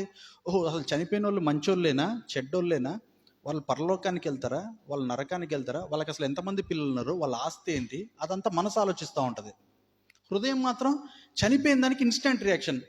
వాడు ఒకళ్ళు మంచోడు అనుకోండి, వెంటనే వీడు మంచోడు అని చెప్తుంది. మంచి విషయాలన్నీ మనసు ఆలోచిస్తూ ఉంటుంది. వాడు చెడ్డోడు అనుకోండి, చెడు అంటుంది హృదయం. మనసు ఎప్పుడు చెడు గురించి ఆలోచిస్తూ ఉంటుంది అన్నమాట. అందుకే మనలో కూడా మన హృదయం ఎప్పుడైతే ఇట్లా రేపుద్దో, ఒక ఇన్స్టెంట్ రియాక్షన్ ఇస్తుందో, అక్కడే మీరు పట్టాలి హృదయాన్ని. ఒక చెడు తలంపు ఇట్లా రాగానే, ఏ చెడు నువ్వు ఆగిపో. అందుకే మొన్నటి నుంచి నేను అంటున్నా కదండి, మనలో మనల్నే విమర్శ చేసుకోవాలి.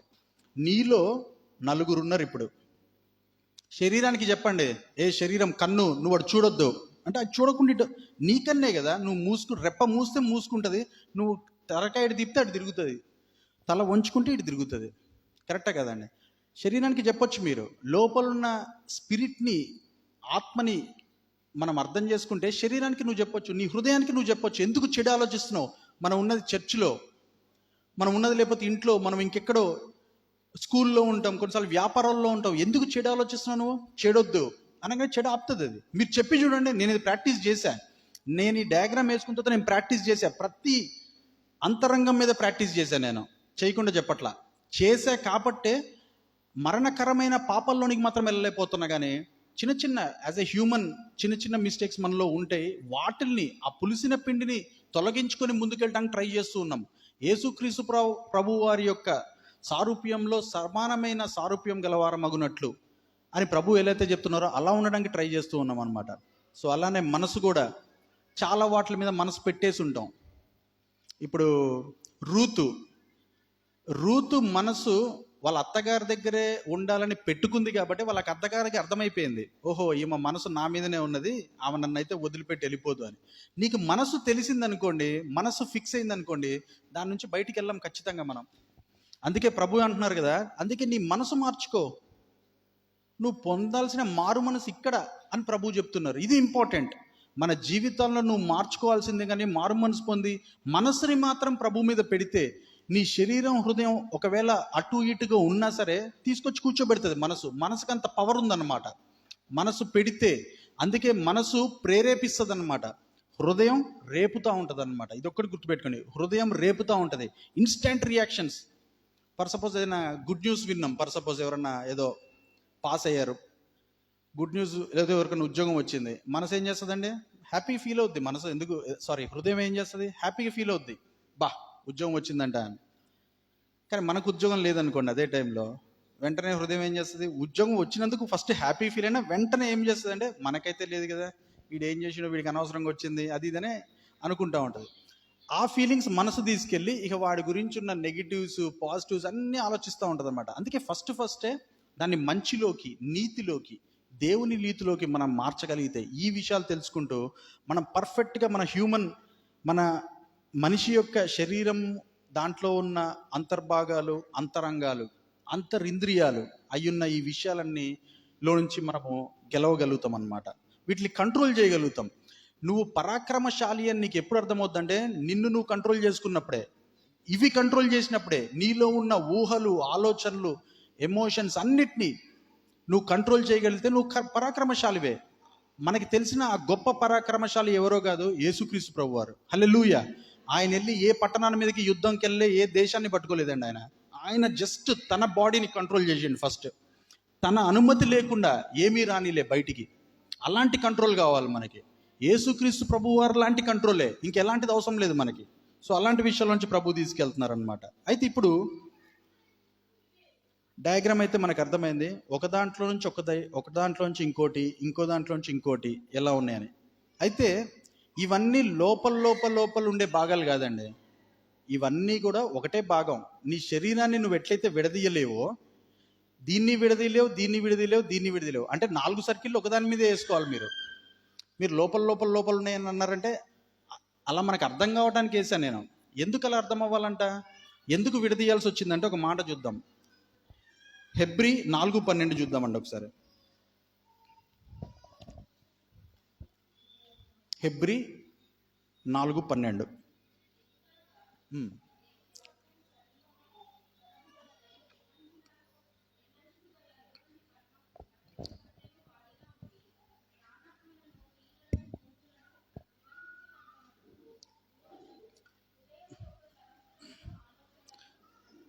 చాలండి.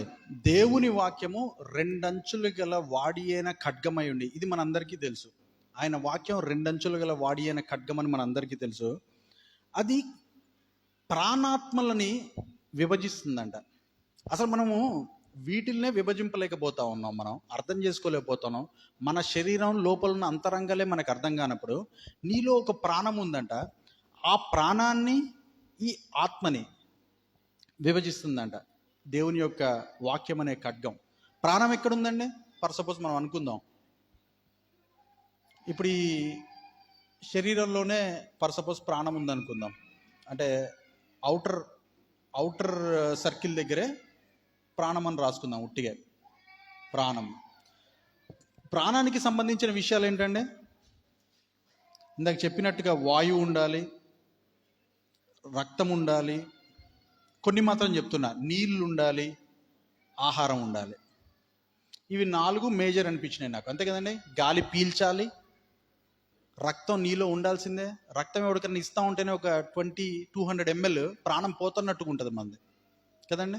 ఇంకా స్త్రీలకు తెలుసు, వాళ్ళకి అంటే నా ఉద్దేశము గర్భం దాల్చినప్పుడు కానీ చాలా రక్త ప్రాబ్లమ్స్ ఉంటాయి, వాళ్ళకి ప్రాణం పోతున్నట్టు ఉంటుంది. ప్రాణమే అసలు నేను బతుకుంటానా అనిపిస్తుంది. స్త్రీలకు ఇంకా ఎక్కువ తెలుసు, మగవారికి అంత తెలియకపోయినా. మగవారికి ఎప్పుడైనా దెబ్బలు తగిలినప్పుడు కానీ, రక్తంతో ఇంకేమైనా ప్రాబ్లమ్స్ వచ్చినప్పుడు టెస్ట్లకి ఊరికే రక్తం తీసుకుంటున్నప్పుడు అప్పుడు అర్థమవుతుంది మగవాళ్ళకి. నీళ్ళు, ఇప్పుడు ఎండాకాలం భయంకరమైన నీళ్ళు తాగుతూ ఉంటాం, నీళ్ళు లేకుండా బతకలేము, అది మనకు తెలుసు. ఆహారం కూడా, ఫుడ్ గురించే మన జీవితం అన్నట్టు కొద్దిమంది ఉంటాం మనం. సో ఫుడ్ గురించి ఉన్న బాధలు కూడా మనకు తెలుసు. అయితే ప్రభు ఏం చేస్తున్నారంటే, ఆయన వాక్యమైన 2 అంచులు గల వాడి అయిన ఖడ్గము ఈ ఆత్మని, ఈ లాస్ట్లో ఉన్న ప్రాణాన్ని విభాగిస్తుందంట, పక్కకు జరిపేస్తుంది. జరిపేసి ఏం చెప్తుందంటే, నీకు ఇంపార్టెంట్ నీ ప్రాణానికి సంబంధించినవి కాదు. ప్రాణం అనేది ఒక శారీరకమైన విషయం అయితే, నీకు జీవానికి సంబంధించిన విషయం ఉందని చెప్తున్నారనమాట. ఆ జీవంలో ఏమవుతుందండి? ఇప్పుడు వాయువు ఏమవుతుంది? జీవవాయువు అవుతుంది. ఇప్పుడు చూడండి, ఇక్కడికి వచ్చి ప్రభు వాక్యాలు వింటూ గాలి పీస్తున్న ప్రతి ఒక్కరు కూడా జీవవాయువుని తీసుకుంటున్నట్టే లెక్క. ప్రభువులో ఉండి నువ్వు జీవవాయువు గాలి పీలుస్తున్నావు అంటే జీవవాయువే. హల్లెలూయా. ప్రభువు మనకి ఆదాముని కూడా పెట్టి ఆయనలోకి ఊదింది జీవవాయువే. ఎందుకు? ఆయన నా మాట వింటాడని, నా ఆజ్ఞని పాటిస్తాడని, కాస్తాడని, చెప్పిన ఫలాలని తింటాడని.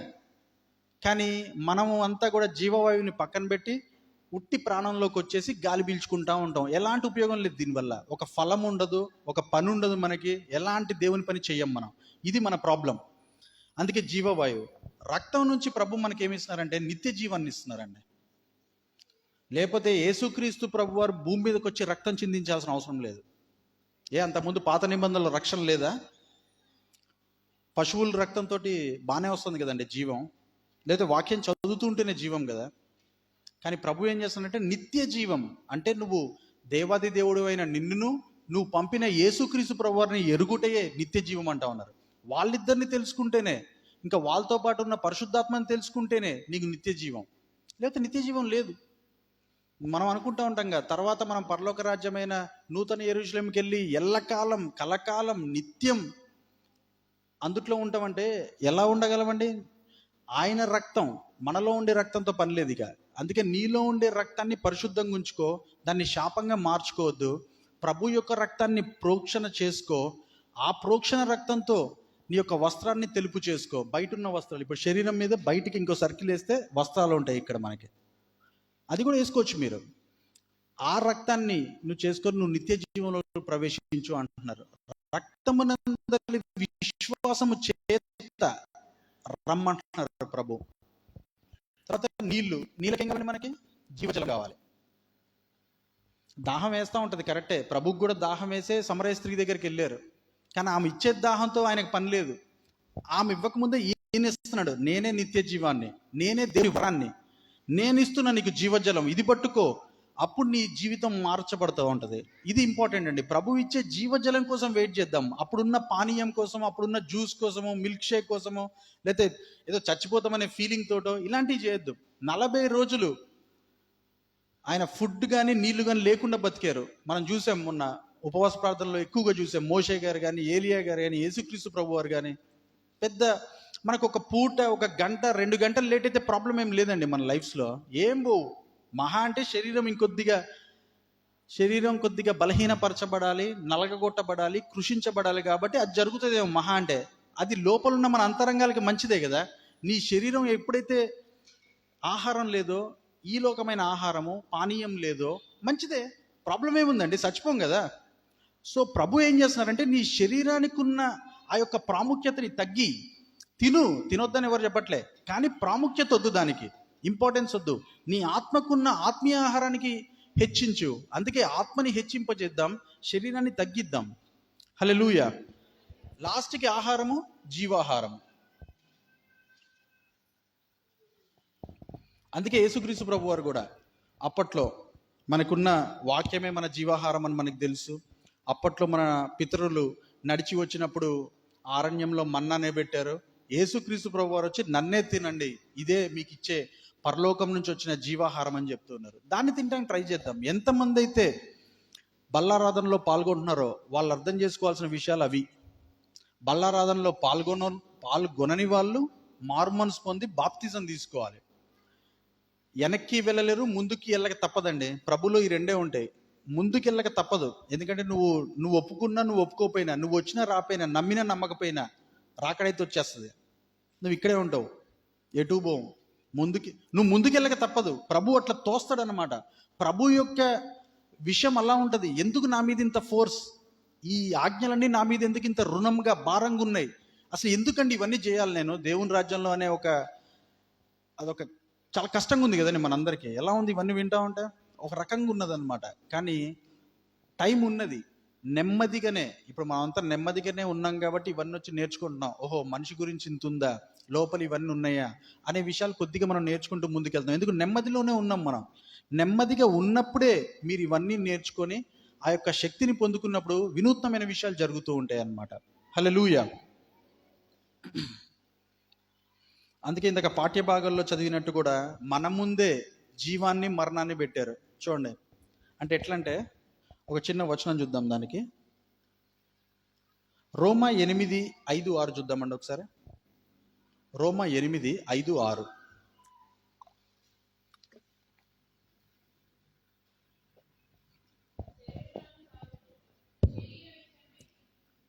మనసు నుంచి సార్.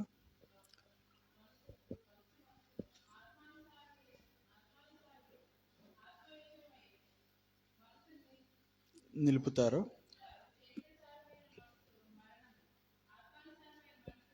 చాలండి. ఇప్పుడు చూడండి, మీ శరీరానుసారమైన మనస్సు. అందుకే మీరు ప్రతి ఈ డయాగ్రామ్ తర్వాత అండి మీరు ఇంటికి వెళ్ళి, ఇదేం సింపుల్గానే ఉంది, ఇదే మర్చిపోయే డయాగ్రామ్ ఏం కాదు. మీరు ఇంటికి వెళ్ళి ప్రతి వచనాన్ని మీకు ఏమనిపిస్తుందో దాన్ని కరెక్ట్ చేసి చూడండి. కరెక్ట్ అవుతుందో లేదో మీకే అర్థమవుతుంది. శరీరానుసారమైన మనస్సు. ఒకవేళ మీ మనస్సు నెంబర్ 3 వెళ్ళి ఊరికే శరీరం గురించి ఆలోచిస్తుంది అనుకుందాం. మనస్సు ఎప్పుడు కూడా నీ శరీరపు విషయాల గురించి ఆలోచిస్తూ ఉంది. ఎందుకు? నీ హృదయం ఆల్రెడీ మనసును తిప్పేసింది శరీరం గురించి ఆలోచించమని. అప్పుడు ఏమవుతుందండి, ఇక్కడ మనసు ఊకే శరీరం గురించి ఆలోచిస్తూ ఉంటే ఏమొస్తుందండి మనకి? మరణం వస్తుంది. నువ్వు మృతుడివే. నువ్వు బ్రతికి ఉన్నావు అని నువ్వు అనుకుంటున్నావు, కానీ నువ్వు మృతుడవే. ప్రభు అంటా ఉన్నారు, ఇంకా మీరు అలానే ఉంటే నా నోట్లోంచి ఉమ్మి వేస్తా అని చెప్తున్నారు అన్నమాట, లవోదికీయ సంఘానికి చెప్పినట్టు. నువ్వు మృతుడవే, బ్రతుకున్నావు అంతే, జస్ట్ ప్రాణంతో ఉన్నావు. నీళ్ళలో ఆ గాలి పీలుస్తున్నావు, రక్తం ఉంది, నీళ్ళుంది, ఆహారం తింటున్నావు, అక్కడ వరకే. కానీ నా దృష్టిలో, ప్రభు దృష్టిలో నువ్వు మృతుడవే. ప్రభులో నువ్వు లేవు కాబట్టి, ప్రభు కార్యాలు నువ్వు చెయ్యవు కాబట్టి. అదే ఒకవేళ ఇదే మనస్సు ఆత్మానుసారమైంది అనుకోండి, అప్పుడు ఏంటిదండి మనకి? జీవం అవుతుంది. హల్లెలూయా. సో ప్రభు ఏం చెప్తున్నారంటే, నీ ఇదే మనస్సు ఒకవేళ నీ ఆత్మ దిక్కు తిప్పు చూడు ఎలా ఉంటుందో. నీ మనసును ఇటుపెట్టి చూడు, ప్రభు చెంతకు పెట్టకుండా, అప్పుడు జీవం అవుతుందని చెప్తున్నారన్నమాట. ఇది మనకి మన ఆత్మలాగా ఉన్న, ఒకవేళ దేవుణ్ణి మనం ఇక్కడ ఒక సర్కిల్ లాగా వేసుకొని ఈ ఆత్మ నుంచి ఈ ఆత్మకి ఒక కనెక్టివిటీ ఇచ్చామనుకోండి, దేవదేవుడు ఇక్కడ ఉండి ఆ దేవది దేవుని ఆత్మ మన ఆత్మతో అనుసంధానమై ఆయన ఆత్మ కుమ్మరింపు జరుగుతూ ఉందండి మనలోనికి. బాప్తిజం తీసుకున్నప్పుడు మనకి ముద్ర వేసి ఆత్మ అనే సంచకరువుని అక్కడ పెట్టారనుకోండి, మనకు ఒక ఆత్మ ఉంది, ఆయన ఆత్మని మనలో కూడా కొద్దిగా పెట్టారు. తండ్రి ఆత్మని, కుమారుని ఆత్మని, పరిశుద్ధాత్మని ఉంచారనుకోండి. ఇక్కడ మొత్తం ఆత్మ నింపుదల జరిగి తద్వారా మన మనసు ఎప్పుడు కూడా ప్రభు గురించి ఆలోచిస్తూ ఉంటుంది, మన హృదయం ఎప్పుడు కూడా ప్రభు తలంపులే, శరీరం కూడా ప్రభు కార్యాలే చేస్తూ ఉంది. శరీరం ఎంత నిష్ప్రయోజనము, ఎంత దాన్ని బలహీనపరచాలి, ఎంత నలగొట్టాల్సిందైనా శరీరం ముట్టుకున్న, అందుకే ప్రభు శరీరంను తాకిన ప్రతిదీ కూడా స్వస్థపరచబడింది. హల్లెలూయా. ఇది ఎలా సాధ్యపడిందండి? శరీరం ఎందుకు ఇప్పుడు అద్భుతాలు చేస్తూ ఉంది? అంతకుముందు నీలో ఉన్న పాప నియమం ఏమైపోయింది? దైవ నియమంగా మార్చబడింది. దైవ నియమంగా ఎప్పుడైతే మార్చబడదో నీ శరీరాన్ని తాకిన ప్రతిదీ, ఫస్ట్ అసలు మన శరీరం స్వస్థత పొందుతుంది. మనలో ఉన్న అస్వస్థతలన్నీ, పరాక్రమశాలి అని మనం అనుకుంటున్నామే, ఆ పరాక్రమశాలి నీవే అయితే ఫస్ట్ నీ శరీరంలో స్వస్థత తెచ్చుకో ఫస్ట్. తర్వాత ఏం జరుగుతుంది? పక్కనోడి శరీరానికి ఆ ప్రభావం వెళ్తూ ఉంటుంది.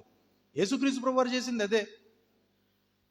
ఆయన ఈ శరీరం పైన వేసుకున్న వస్త్రాన్ని ఇంకొక సర్కిల్ కూడా వేస్తే అండి, ఇక్కడ వస్త్రం అని రాసుకుంటే, వస్త్రము ఆ 12 సంవత్సరాలే కదండి రక్తస్రావ రోగం కలిగిన స్త్రీ, ఆమె వచ్చి పట్టుకునేది వస్త్రాన్ని. ఆయన శరీరాన్ని తాకలే, ఇంక ఏమి కూడా లోపల ఏమో అంతరంగాలు ఉన్నాయి, తాకలే. పైన వేసుకున్న వస్త్రాన్ని తాకుతుంది. వస్త్రం నెంబర్ 5 అనుకోండి ఫర్ సపోజ్. చూడండి ఎన్ని విషయాల నుంచి మనం వెళ్ళగలమో. పైనున్న వస్త్రానికి లోపలున్న ఆత్మ ప్రభావం వస్తూ ఉంది. పరలోకం నుంచి ఆయన ప్రభావం దిగుతూ ఉంది ఈ మనిషి మీదకి. యేసుక్రీస్తు ప్రభువారు అనే ఒక మనిషి భూమి మీద వెళ్తున్న, ఆయన దేవాది దేవుడు అయి ఉన్నా సరే ఆయన కూడా అన్ని మనలానే కన్నీళ్లు విడుస్తూ, రోదనముతోని విధేయత చూపిస్తూ ప్రభు నుంచి తెచ్చుకున్నారు ఆ యొక్క శక్తిని, ఆ ప్రభావాన్ని. అందుకే ఆయనకి తాకిన వస్త్రాన్ని ముట్టుకున్నా సరే స్వస్థత జరుగుతూ ఉంది కొద్ది మందిలో. సో అలాంటి స్థితి. హల్లెలూయా. అందుకే పౌలు గారి చేతి గుడ్డలైనను కదండి, ఇంకేవేవైతే ఉన్నాయో వాటిని తాగిలిన ప్రతి ఒక్కరికి స్వస్థత జరుగుతూ ఉంది. అంటే మనలో కూడా, మనలాంటి ఒక నార్మల్ వ్యక్తిలో కూడా ఇలాంటి స్వభావాన్ని ప్రభు ఇవ్వజేయగలుగుతున్నారనమాట. అయితే ఇక్కడ మీకు ఒక మర్మం చెప్పాల్సిన సమయం ఆసన్నమైంది. అదేంటిదంటే ఇది మనిషి గురించి అండి. అర్థమైంది మనకి. ఓకే, మనుషులు ఇవన్నీ ఉంటున్నారు కదా బ్రదర్. ఓకే, నేను ఇంటికి వెళ్ళి నేను కూడా ఇంట్లో కాదు వాక్యం చదువుతున్నప్పుడు ఏమైతే ఒకవేళ మిస్టేక్స్ ఉన్నాయో నాకు వచ్చి చెప్పండి. ఓకేనా? అందరు చదివి చెప్తారు కదండి. ఒక్కటన్నా మిస్టేక్ ఎత్తి పట్టండి.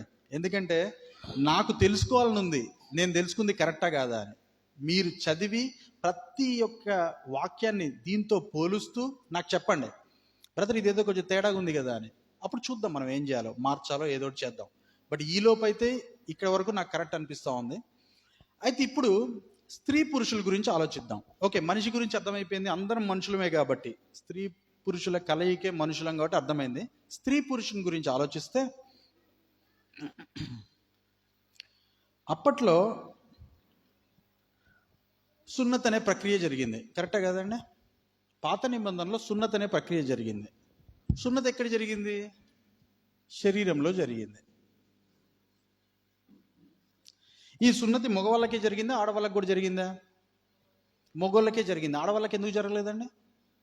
ఎవరన్నా నాకు ఆన్సర్ చెప్పగలరా? స్త్రీలలో ఎవరన్నా? ఓకే, ఇది కూడా ఈ డయాగ్రామ్ నేను వేసుకున్న తర్వాత దానికి నాకు ఆన్సర్ దొరికింది. ప్రభు చెప్పారనమాట. అదేంటంటే స్త్రీని ఎక్కడి నుంచి చేశారండి ప్రభు? ఆదాము లోపల నుంచి. లోపల భాగం స్త్రీ. గుర్తుపట్టండి, మీరు డైరెక్ట్గా శరీరంతో చేయబడాల భూమి మీద. మీరు లోపల భాగం అంటే స్త్రీ చేసినప్పుడే ఆమె ఎక్కడుందంటే హృదయం అనే స్టేజ్లో ఉంది. ఇక్కడ ఉంది స్త్రీ. హల్లెలూయా. మీరు ఆల్రెడీ హృదయం అనే స్టేజ్లో ఉన్నారు మీరు. పురుషులు ఇక్కడ ఉన్నారు, పురుషులు. అందుకే పాత నిబంధనలో పురుషాధిక్యత ఎక్కువగా ఉన్నది కదండి. స్త్రీలు కూడా ప్రవక్తలు ఉన్నారు, అందరు ఉన్నారు, వాళ్ళు లేచారు, కానీ పురుషాధిక్యత ఎక్కువ పాత తరాల్లో కూడా. మన ముందున్న తరాలు ఎలా ఉన్నాయండి? కానీ ఇప్పుడు పురుషాధిక్యత ఉంటే స్త్రీలు ఊరుకుంటున్నారా? ఇప్పుడు అట్ ప్రజెంట్ ఎవ్వరు ఊరుకోట్లా, ఎదిరించేస్తా ఉన్నారు. ఇప్పుడు పురుషుడు కూడా తగ్గున్నాడు. ఇప్పుడు తగ్గాల్సిన సన్నివేశం. ఎందుకంటే పురుషుడేమో శరీరం నుంచి హృదయం దగ్గరికి వచ్చాడు. మరి ఆయన మారాలి కదండి. శరీరం దగ్గర ఉంటే కుదరదు, ప్రభులో మారాలి కదా. హృదయం దగ్గరికి, యేసుక్రీస్తు ప్రభు వారి దగ్గరికి వచ్చారనమాట. అది కూడా చెప్తాను. అయితే స్త్రీకి లోపలున్న భాగం కాబట్టి ఆమెకు సున్నతి చేసే తీసుకొచ్చారనమాట ప్రభు బయటికి. హల్లెలూయా. ఆమెకు జరిగిపోయింది. ఆమె డైరెక్ట్గా హృదయం అనే స్టేజ్లో ఉంది. అందుకే హృదయం ఎప్పుడు ఎలా ఉంటుంది? హృదయం ఎప్పుడు పెంపర్లాడుతూ ఉంటుంది. అందుకే స్త్రీ యొక్క ఎమోషన్స్ కూడా ఎలా ఉంటాయి? ఒకసారి ఇది ఆలోచిస్తే నెక్స్ట్ మినిట్ ఇంకోటి ఆలోచిస్తూ ఉంటారు, ఇంకోటి ఆలోచిస్తూ ఉంటారు. స్త్రీలు ఎప్పుడు కూడా పెంపర్లాడుతూ ఉంటారు. వాళ్ళ హృదయం అనే స్టేజ్ వాళ్ళది. అందుకే స్త్రీ మాట పురుషుడు విన్న వెంటనే వాళ్ళకి ఏమనిపిస్తుంది అంటే, ఒక విషయం చెప్తుంది, ఓకే దాని గురించి మాట్లాడదామని మనసుకి ఏం దిద్దామంటే ఇంకో విషయం చెప్తారు. అలా అలా అలా అలా చేస్తూ ఉంటారు అన్నమాట. కాబట్టి స్త్రీ హృదయం అనే ఒక స్టేజ్లోంచి బయటికి తెచ్చిన వాళ్ళకి ఒక శరీరం ఏర్పరిచారు. మీరు కూడా ఈ శరీరాన్ని అర్థం చేసుకోవాల్సిందే. అందుట్లో పాప నియమం ఉన్నది మీకు బయట కూడా. అవన్నీ అర్థం చేసుకుని లోపలికి వెళ్ళాలి. అందుకే భార్యాభర్తలకి నేను చెప్పాల్సిన మాట ఏంటంటే, ఒకవేళ భర్త తన స్త్రీని చూస్తే తన లోపల ఉన్న హృదయాన్ని చూసుకున్నట్టే. హల్లెలూయా. ఆయనకు అర్థమైపోద్ది అనమాట. ఓహో, నా లోపల హృదయం ఇట్లుందా, ఇలా ఆలోచిస్తుందా నా హృదయం. హృదయానికి కావాల్సిన విషయాలన్నీ కూడా మరి తీర్చాలి కదండి భర్త. ఇది ఇంపార్టెంట్ భర్తకి. భార్యకి తన శరీరం గురించి అర్థం చేసుకోవాలనుకుంటే తన పురుషుణ్ణి చూసుకోవాలి, భర్తను చూడాలి. ఓహో, నా శరీరము ఈ పనులు చేస్తూ ఉందా, నాకు ఇలాంటి కార్యాలు కావాలా అని అర్థమవుతూ ఉంటుంది అనమాట. ఇది భర్త భార్యల గురించి. సింగిల్గా ఉన్న ప్రతి ఒక్కళ్ళు కూడా, ఎవరైతే మ్యారేజ్ అవ్వలేదో, మ్యారేజ్ అయిపోయినా సరే సింగిల్గా ఉన్నారో, వాళ్ళందరూ కూడా ఆలోచించాల్సింది ఏంటంటే, ఇది మన ప్రక్రియ. మన భర్త అయిన దేవునితో దగ్గరికి ఆలోచించుకోవాలి మనం. పెళ్ళైన వాళ్ళకేమో వాళ్ళ భర్త గురించి ఆలోచించాలి, ఈ భర్త గురించి ఆలోచించాలి. అందరికీ భర్త ఈయన, స్త్రీకి భర్త ఆయన. అలా ప్రభు మనలో ఒక డిఫరెంట్ థింగ్స్ని, చాలా విషయాలు పొందుపరిచి ముందుకు తీసుకెళ్తున్నారు. అందుకే హృదయ సంబంధమైన సున్నతి పొందండి అంటా ఉన్నారు ప్రభు. పాత నిబంధనలు ఏమంటున్నారండి? సున్నతి అనేది మీకు ఇచ్చానేమో శరీరంలో పురుషులకి, కానీ మీరు వెళ్ళాల్సింది ఎక్కడికంటే హృదయం దగ్గరికి వెళ్ళాలి. మీరు ఇక్కడికి వెళ్తేనే మీకు సరైన సున్నతి జరుగుతుంది. అసలు బాహ్యమైన సున్నతే కాదని చెప్తా ఉన్నారు పౌలు గారు. ఫస్ట్లో అలా చేశారు, ఎందుకంటే నీతికి ముద్రగా ఉండడానికి ప్రభు పెట్టారు. కానీ ఆ ముద్రను నేను తొలగిస్తూ మీరందరూ కూడా హృదయం అనే ఒక స్థానం దగ్గరికి రావాలంటున్నారు. ఓకే, ఇక్కడికి వచ్చాం. పురుషుడు హృదయాన్ని అర్థం చేసుకున్నాడు, స్త్రీ కూడా పైన శరీరాన్ని అర్థం చేసుకుంది. మొత్తానికి ఇద్దరికి అర్థం చేసుకొని ఇప్పుడు వాళ్ళ ప్రయాణం ఎక్కడికి వెళ్ళాలండి? మనసు దగ్గరికి వెళ్ళాలి. కరెక్టా కాదండి? ఎందుకు? మీరిద్దరు కలిసి ఏక మనసుతోనే, ఏకాత్మతోటే, నూతన మనసుతోటే, క్రొత్త మనసుతోటే ఇద్దరు కలిసి వచ్చినప్పుడే మనసు దగ్గరికి, అప్పుడు నీ ఆత్మ మాటను వింటూ ఉంటారు అనమాట. అందుకే స్త్రీ పురుషులకి ఎందుకు ఒక విషయమై పడదంటే, ఇద్దరు ఫస్ట్ హృదయము శరీరం అనే స్టేజ్ దగ్గర అర్థం చేసుకోవట్లే, వాళ్ళిద్దరూ కలిసి మనసు దగ్గరికి రావట్లే. వాళ్ళు మనసు ఒకటే అవ్వట్లేదు ఏ విషయంలో కూడా. అందుకే భార్యాభర్తలకు అర్థం చేసుకోవడానికి జీవితాంతం సరిపోదు అనమాట. మనం కూడా భార్య అయి ఉండి ఈ భర్తను అర్థం చేసుకోవడానికి జీవితం సరిపోవట్లేదు మనకు కూడా, సింగిల్గా ఉన్న వాళ్ళకి. సో ఇలాంటి ప్రక్రియలో నుంచి ప్రభు తీసుకెళ్తున్నారు. సో అయితే ఇక్కడ నేను ఇంకో విషయం చెప్దాం అనుకుంటున్నా. ఇదే విషయాల్ని తండ్రి కుమార పరిశుద్ధాత్మలతో ఒకవేళ మనం పోలిస్తే ఎలా ఉంటుందో చూద్దాం. శరీరాన్ని ఎప్పుడు కూడా చేసింది కానీ నడిపించేది కానీ ఎవరండి? తండ్రి. ఎవరండి మనల్ని నిర్మించింది? మనల్ని సృష్టించింది, పుట్టించింది, నిర్మించింది ఎవరండి? తండ్రి. తండ్రి అయిన యెహోవా దేవుడు. ఆదికాండం 1వ అధ్యాయం 26 అయినా, 2వ అధ్యాయం 7వ వచనమైనా, ఏదైనా సరే తండ్రి చేస్తున్నారు మనల్ని. పుట్టించిన నిన్ను, మంచిగా తయారు చేసిన నిన్ను నువ్వేం చేస్తున్నావు? తండ్రి దగ్గర నుంచి వెళ్ళిపోయి లోకం దిక్కు వెళ్ళిపోయి సాతాన్ చేతుల్లో పడి పాపం చేసి తండ్రి నుంచి పక్కకి వెళ్ళిపోయాం మనం. శరీరాన్ని ఏం చేసుకున్నాం? నిష్ప్రయోజనం చేసుకున్నాం, భ్రష్ట మనసుకు అప్పచెప్పాం మనం. శరీరం పడిపోయింది ఇప్పుడు. సో తండ్రి ఏం చేయాలండి మళ్ళీ? మరి తండ్రి పని ఏంటంటే నీ శరీరాన్ని తీసుకొచ్చి తండ్రి దగ్గర నుంచి, ఆయన పని అదే. ఫాదర్ ఎప్పుడు ఏం చేస్తూ ఉంటారంటే, నువ్వు బయటికి వెళ్తా ఉంటే తీసుకొచ్చి నేను ఇంట్లో పెడతా ఉంటారు ఫాదర్ ఎప్పుడు కూడా. నువ్వు ఇంట్లో ఉండు, నువ్వు దేవుని మందిరంలో ఉండు, ఇది తండ్రి కార్యం. తండ్రి అది చేస్తూ ఉన్నారు. సరే, పాపంలో పడిపోయిన మనల్ని మళ్ళీ తీసుకొచ్చి, ఫర్ సపోజ్ ఇక్కడ సాతాన్ ఉందనుకోండి, పాపంలో పడిపోయాం మనం, మళ్ళీ అక్కడ నుంచి తండ్రి తీసుకొస్తున్నారు మనల్ని. అంటే మన మారు మనసు ఇక్కడ జరుగుతుంది. మారు మనసును కలగజేసేది ఈయనే. కలగజేసి అంటే పాపక్షమాపణ నిమిత్తమైన మారు మనసు కలగజేస్తున్నారు ఆయన. నువ్వు పడిపోయిన పాపంలో నుంచి మళ్ళీ తీసుకొచ్చి తండ్రి నిన్ను పట్టుకొని మళ్ళీ ఇక్కడ తీసుకొచ్చి ఇప్పుడు కూర్చోబెట్టారండి. ఫస్ట్లో చేసిన తండ్రి నుంచి మనం పారిపోయాం కాబట్టి మళ్ళీ పట్టుకొని తెచ్చి నిన్ను ఇక్కడ కూర్చోబెట్టారు మారు మనసు కలగజేసి. ఓకే, ఇప్పుడు తండ్రి తీసుకొచ్చి నిన్ను ఇక్కడ కూర్చోబెట్టిన తర్వాత ఆయన చేయాల్సిన పని ఏంటంటే, నెక్స్ట్ కుమారుణ్ణి నీకు ఇంట్రడ్యూస్ చేస్తారనమాట. ఇప్పుడు యెషయా 9వ అధ్యాయం చూసుకున్నా సరే అక్కడ ఏమని ఉంటుందండి? మీకు శిశువుని అనుగ్రహిస్తున్నా, మీ ఎదుట ఒక శిశువుని కొత్తగా తీసుకొస్తున్నా, కుమారుణ్ణి అనుగ్రహించా. ఆయన ఎవరో కాదు, యేసుక్రీస్తు ప్రభువారు అని చెప్తున్నారు. కరెక్టా కదా? ఫాదర్ ఎప్పుడు కూడా ఏం చేస్తారండి? తన కుమారుణ్ణి ఇంట్రడ్యూస్ చేస్తాడు, అంతే కదా? తెలిసిన వాళ్ళకి ఇంట్రడ్యూస్ చేస్తాడో తెలవని వాళ్ళకి ఇంట్రడ్యూస్ చేస్తారా? ఇప్పుడు యేసుక్రీస్తు ప్రభువారు ఇండియాలో ఎందుకు పుట్టలేదని చాలామంది అడగవచ్చు. యేసుక్రీస్తు ప్రభువారు ఇండియాలో పుడితే ఎవరైనా గుర్తుపడతారండి? ఆయన జనాంగమైన ఇజ్రాయెల్లో పుడితేనే గుర్తుపట్టట్లేదు వాళ్ళు. కరెక్టా కదా? యూదుల్లో పుడితేనే గుర్తుపట్టకపోతే ఇండియాలో పుడితే గుర్తుపడతారా? అందుకే మనం కూడా మన పిల్లోడిని తెలిసిన కుటుంబాల్లోకి వెళ్ళి తెలిసిన వాళ్ళ దగ్గర పరిచయం చేస్తామా? ఎవరో తెలియకుండా హైదరాబాద్లో ఎక్కడ పోయి పరిచయం చేస్తామా? పోయి ఇక్కడ పరిచయం చేస్తాం ఫస్ట్. తండ్రి కూడా సేమ్ మెంటాలిటీ. ఒకవేళ నువ్వు మారు మనసు పొంది తండ్రిలోనికి వస్తే నెక్స్ట్ చేయాల్సిన కార్యం ఏంటంటే, నా కుమారుడు నీకు ఇంట్రడ్యూస్ చేస్తున్నా. He's none other than God himself, ఆయన జీసస్ క్రైస్ట్ అని చెప్పి యేసుక్రీస్తు ప్రభువారిని, శరీరం దగ్గర నువ్వు ఒప్పుకున్న తండ్రిని నిన్ను ఇక్కడ యేసుక్రీస్తు ప్రభువారి దగ్గర ఇంట్రడ్యూస్ చేస్తున్నారన్నమాట. అందుకే యేసయ్య చేంజ్ చేస్తూ ఉంటారు తెలుసా అండి? నీ హృదయాన్ని కడిగి శుభ్రపరిచి దాన్ని క్లీన్ చేస్తూ ముందుకెళ్తారనమాట. అందుకే చూడండి, నిర్గమ 20వ అధ్యాయంలో ఆజ్ఞలన్నీ చెప్పింది ఎవరు? తండ్రి. అదే మరి మత్తయి సువార్త ఈ 6, 7 అధ్యాయాల్లో యేసుక్రీస్తు ప్రభువారు వచ్చి ఏం చెప్తున్నారు?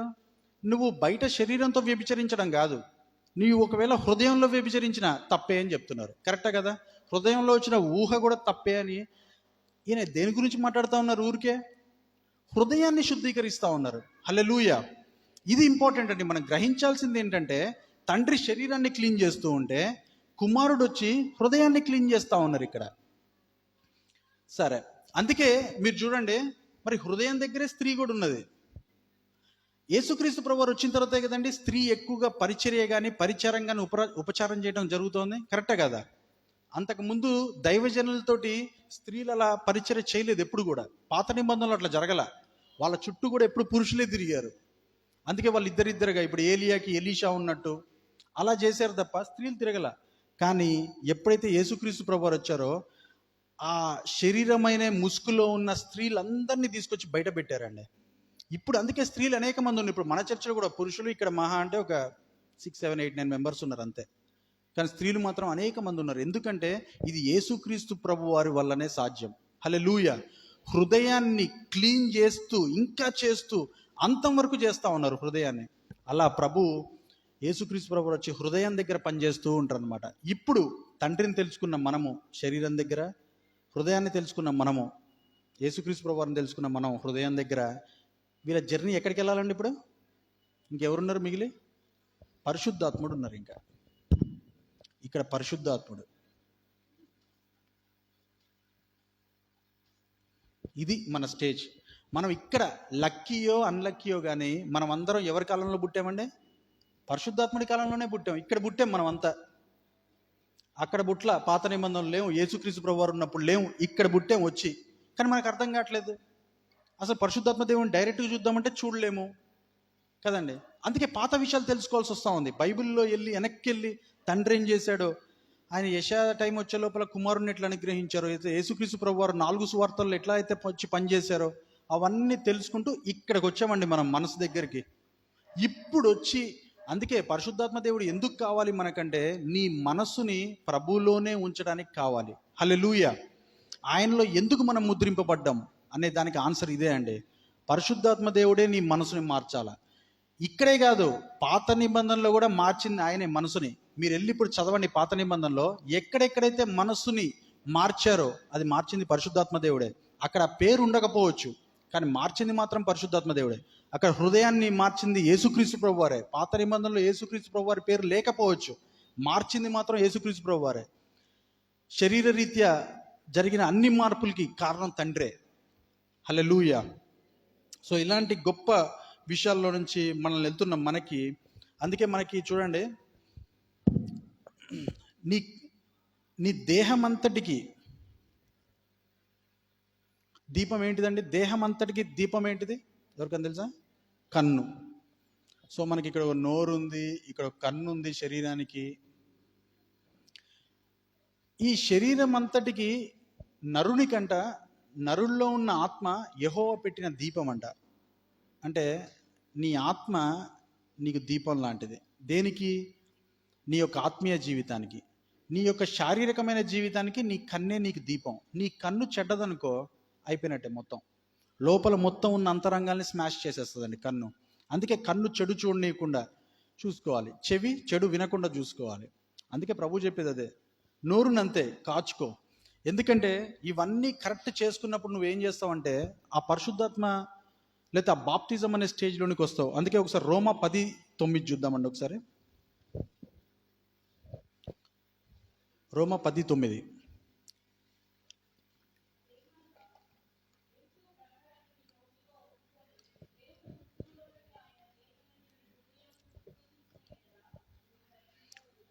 చాలండి. ఇప్పుడు చూడండి, యేసు ప్రభువన్ని నోరు ఒప్పుకోవాలంటే ఇక్కడ యేసయ్య పనిచేస్తుంది హృదయం దగ్గర. ఎప్పుడైతే యేసయ్యని నీ హృదయంలో నువ్వు అర్థం చేసుకుంటావో నీ నోరు తెరిచి, అప్పుడు దాకా మన నోరు తెరవదు. మన నోరు ఎప్పుడు ఇట్లుంటుంది. నీ హృదయం ఎప్పుడైతే బలంగా ఒప్పుకుంటుందో యేసయ్యని, నీ నోరు అప్పుడు తెలుస్తుంది అనమాట. అందుకే చూడండి, ఇంట్లో వాళ్ళకి చెప్పడానికి కూడా మన నోరు లెగదు, పక్కనోడికి కూడా చెప్పలేము. ఎందుకంటే నీ హృదయంలో నువ్వు యేసయ్యే నా దేవుడు అని ఒప్పుకోవట్లేదు. నువ్వు ఫస్ట్ ఆఫ్ ఆల్ నువ్వు నమ్మట్లేదు, నువ్వు విశ్వసించట్లేదు. క్రైస్తవుడిగా పుట్టినందుకు నువ్వు నమ్మటం, నువ్వు ఒప్పుకోవడం కాదు. క్రైస్తవుడిగా పుడితే సరిపోదండి. మారు మనసు పొంది బాప్తిజంలో తిరిగి లేస్తే అప్పుడు నీ హృదయం ఏం చేస్తుందంటే ఆయనే నిజ దేవుడు అని ఒప్పుకొని నీ నోరుని మాట్లాడేటట్టు చేస్తుంది అనమాట. ఇప్పుడు నువ్వు ఒప్పుకొని ఆయనే దేవుడని నీ నోరు తెరిచి పబ్లిక్ ఈ లోకం ముందు ఒప్పుకుంటావు అనమాట. నువ్వు లోకం మొత్తం ముందు ఒప్పుకున్న నీవు పరలోక రాజ్య నివాసి అయిన దేవుడు ఎక్కడి నుంచి అయితే ఆయన ఈ భూమి మీద ప్రభుత్వం చేస్తున్నారో ఆయన తన దూతల ముందు కూడా ఆయన ఒప్పుకుంటాడు. అప్పుడు ఇగో ఈయన లేదా ఈమె నోరిప్పి హృదయంలో గ్రహించి నమ్మి విశ్వసించి తన నోరును కూడా ఇప్పి ఒప్పుకుంది కాబట్టి నేను రక్షణ ఇస్తానని అక్కడ ఆయన దూతల ముందు, ఆయన తండ్రి ముందు, అందరి ముందు ఒప్పుకొని మనకు రక్షణ ఇస్తున్నారండి. హల్లెలూయా. ఇంత జరుగుతూ ఉన్నది. మనం కొద్దిగా ఏదో కొన్ని విషయాల్లో మనం ఉండి ఇక్కడిక్కడే అనుకొని మనం అనుకుంటా ఉన్నాం. చాలా అతీతంగా జరుగుతున్న విషయాలు ఇవన్నీ. సో ఇంకొక మాట కూడా ఇంపార్టెంట్ విషయం ఏంటంటే అండి, వాక్యాలు చదువుతూ ఉన్నాం మనం. వాక్యాలని కొద్దిమంది గుర్తుపెట్టుకుంటూ ఉంటారు. అందుకే ప్రభు అంటున్నారు, నిన్ను ఎట్లయితే నేను ఐగుప్తు దాసత్వంలో నుంచి ఎట్లయితే నిన్ను బయటికి తీసుకొచ్చానో, ఇవన్నిటికి కూడా నీ యొక్క చేతులకి రాసుకో, నీ నిదుట మీద ఉండాలని ప్రభు చెప్తున్నారు కదండి. ఈ ఆజ్ఞలు, కట్టడలు, విధులు నీ కుమారులకు తెలియజేయి, నీ కుమారులకు తెలియజేయని ప్రభు చెప్తున్నారు. మనం తెలియజేస్తూనే ఉన్నాం, లేకపోతే ఈ మాత్రం కూడా ఉండేది కాదు మన సిట్యువేషన్. తెలియజేస్తున్నాం. కానీ ప్రభు అంటున్నారు, ఈ అంతిమ దినాల్లో ఆ వాక్యాలను నేను ఎక్కడ రాస్తా అంటున్నారంటే, ఒకసారి హెబ్రీ 8:10 చూద్దామండి.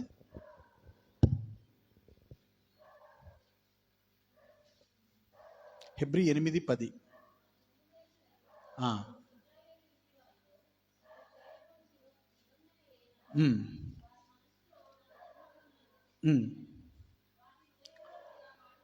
చాలండి. ఇప్పుడు చూడండి, నెంబర్ 2 అయిన హృదయం మీద వాక్యాలు రాస్తున్నారంట ప్రభువుగా. ఇప్పుడు చూడండి, అప్పుడు దాకా చెడు తలంపులు, అపవిత్రత, నరహత్యలు, వ్యభిచారాలు, దూషించడాలు, సనుగులు, గొనుగులు ఇవన్నీ హృదయంలో నుంచి వస్తున్న హృదయం మీద ఇప్పుడు ఏం రాస్తున్నారు?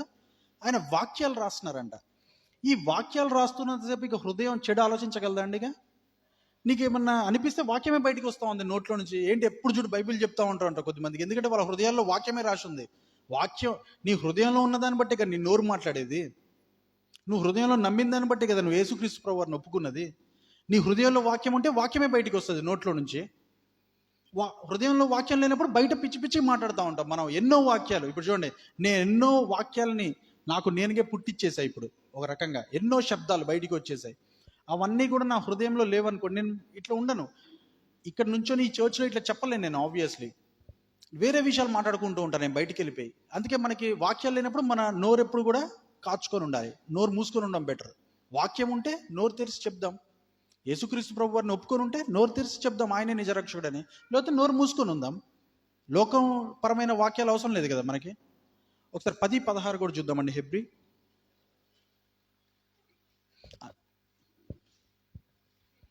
10:16.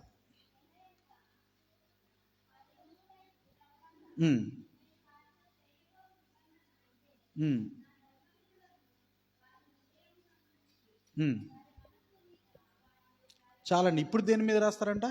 మనసు మీద రాస్తారంట అండి. అంతకుముందేమో హృదయం మీద రాశారు, ఇప్పుడు మనసు మీద రాశారు. వాక్యాలు నీ హృదయంలో, నీ మనసులో, నీ శరీరం మీద రాయబడ్డప్పుడు ఏమైపోతామండి? మనం కూడా వాక్యంలానే తయారైపోతాం. కదులుతున్న బైబిల్ లాగా. ఇప్పుడు మా ఫాదర్ని చూసారనుకోండి, మీరు చూసే ఉంటారు. ఎప్పుడన్నా మీరు టైం స్పెండ్ చేయడానికి ట్రై చేయండి. బైబిల్ జస్ట్ ఇట్లా కళ్ళు మూసుకొని ఓపెన్ చేయండి ఒక పేజీ. అక్కడ ఉన్న వాక్యాన్ని చదవండి, అది ఎక్కడుందో చెప్పగలరు ఆయన. ముందైనా వెనకాలైనా ఎక్కడైనా చెప్పండి మీరు. ఎందుకు? వాక్యం నీ హృదయాల్లో, నీ మనసుల మీద రాస్తే అలా తయారవుతారు అంతా. అంతేగాని మా మదర్ కూడా అంతే. నేను మీకు మా మదర్ రాసిన బుక్ కూడా చూపెట్టాను నేను. 1000 మెసేజ్లు, 2000 మెసేజ్లు, అలాంటి మెసేజ్లు రాశారండి వాళ్ళు వాకింగ్ బైబిల్స్. మా మదర్ ఫాదర్ అని చెప్పట్లే నేను, వాళ్ళు గొప్ప దైవజనులు. అలాంటి దైవజనులాగా తయారవ్వాలనే మన ఉద్దేశం కూడా. సో వాక్యాన్ని మన యొక్క మనసుల మీద, వాక్యం మీద రాసుకోగలిగితే వాక్యమైన దేవుళ్ళలానే మనం కింద. అందుకే చూడండి, ఆయన వాక్యం ఎవరెవరికైతే వస్తుందో, నా దేవోక్తులు ఎవరెవరికైతే వస్తున్నాయో వాళ్ళంతా దైవములే అని ప్రభు చెప్తున్నారు. ఎలా సాధ్యపడతా ఉంది ఇదంతా? ఇలా అయితేనే సాధ్యపడుతుంది. ఇలా చూడండి, అసలు మన అంతరంగాలు మనం ఏమై ఉన్నామో చూడండి. అసలు ఇలాంటి విషయాలు ప్రభు చేసింది మనల్ని అని అనిపిస్తూ ఉంది మనకి. ఇది ఇంపార్టెంట్ మనకి. సో మనము ఇలా మనల్ని తయారు చేశారు కాబట్టి ఒక 2 వార్నింగ్స్ ఏంటంటే, ఇలాంటి శరీరం మీద మనము దిగంబర శరీరం ఉండకూడదు మన మీద.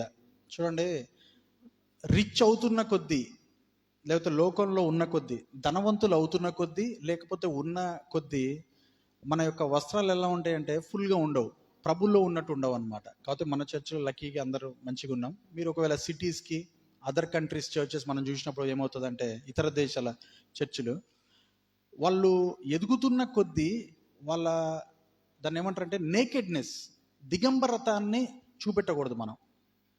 ఇప్పుడు కొన్నిసార్లు మన కళల్లో కూడా మనకు వస్తూ ఉంటుంది, మన బట్టలన్నీ అంటే సారీ నేను ఇది అనకూడదు, కానీ మనల్ని దిగంబరంగా చూపెట్టే కొన్ని కళలు వస్తూ ఉంటాయి. దాని అర్థం ఏంటంటే మన యొక్క మానాన్ని తీసేసినట్టు లెక్క అనమాట.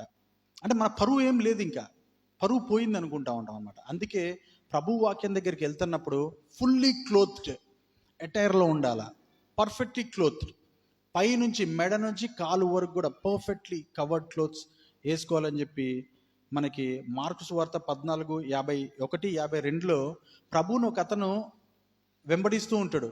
ఆయనంట సన్నటి నార వస్త్రాలు ధరించుకొని వెంబడిస్తూ ఉన్నాడంట. ప్రభువుని పట్టుకోవడానికి ఫస్ట్ నారబట్టలు కూడా ఓడదీసి పరిగెత్తిండంట. చూడండి ఎలా ఉందో, దిగంబరుడే పరిగెత్తాడంట అండి. ఇంతకంటే ఘోరం ఉందా?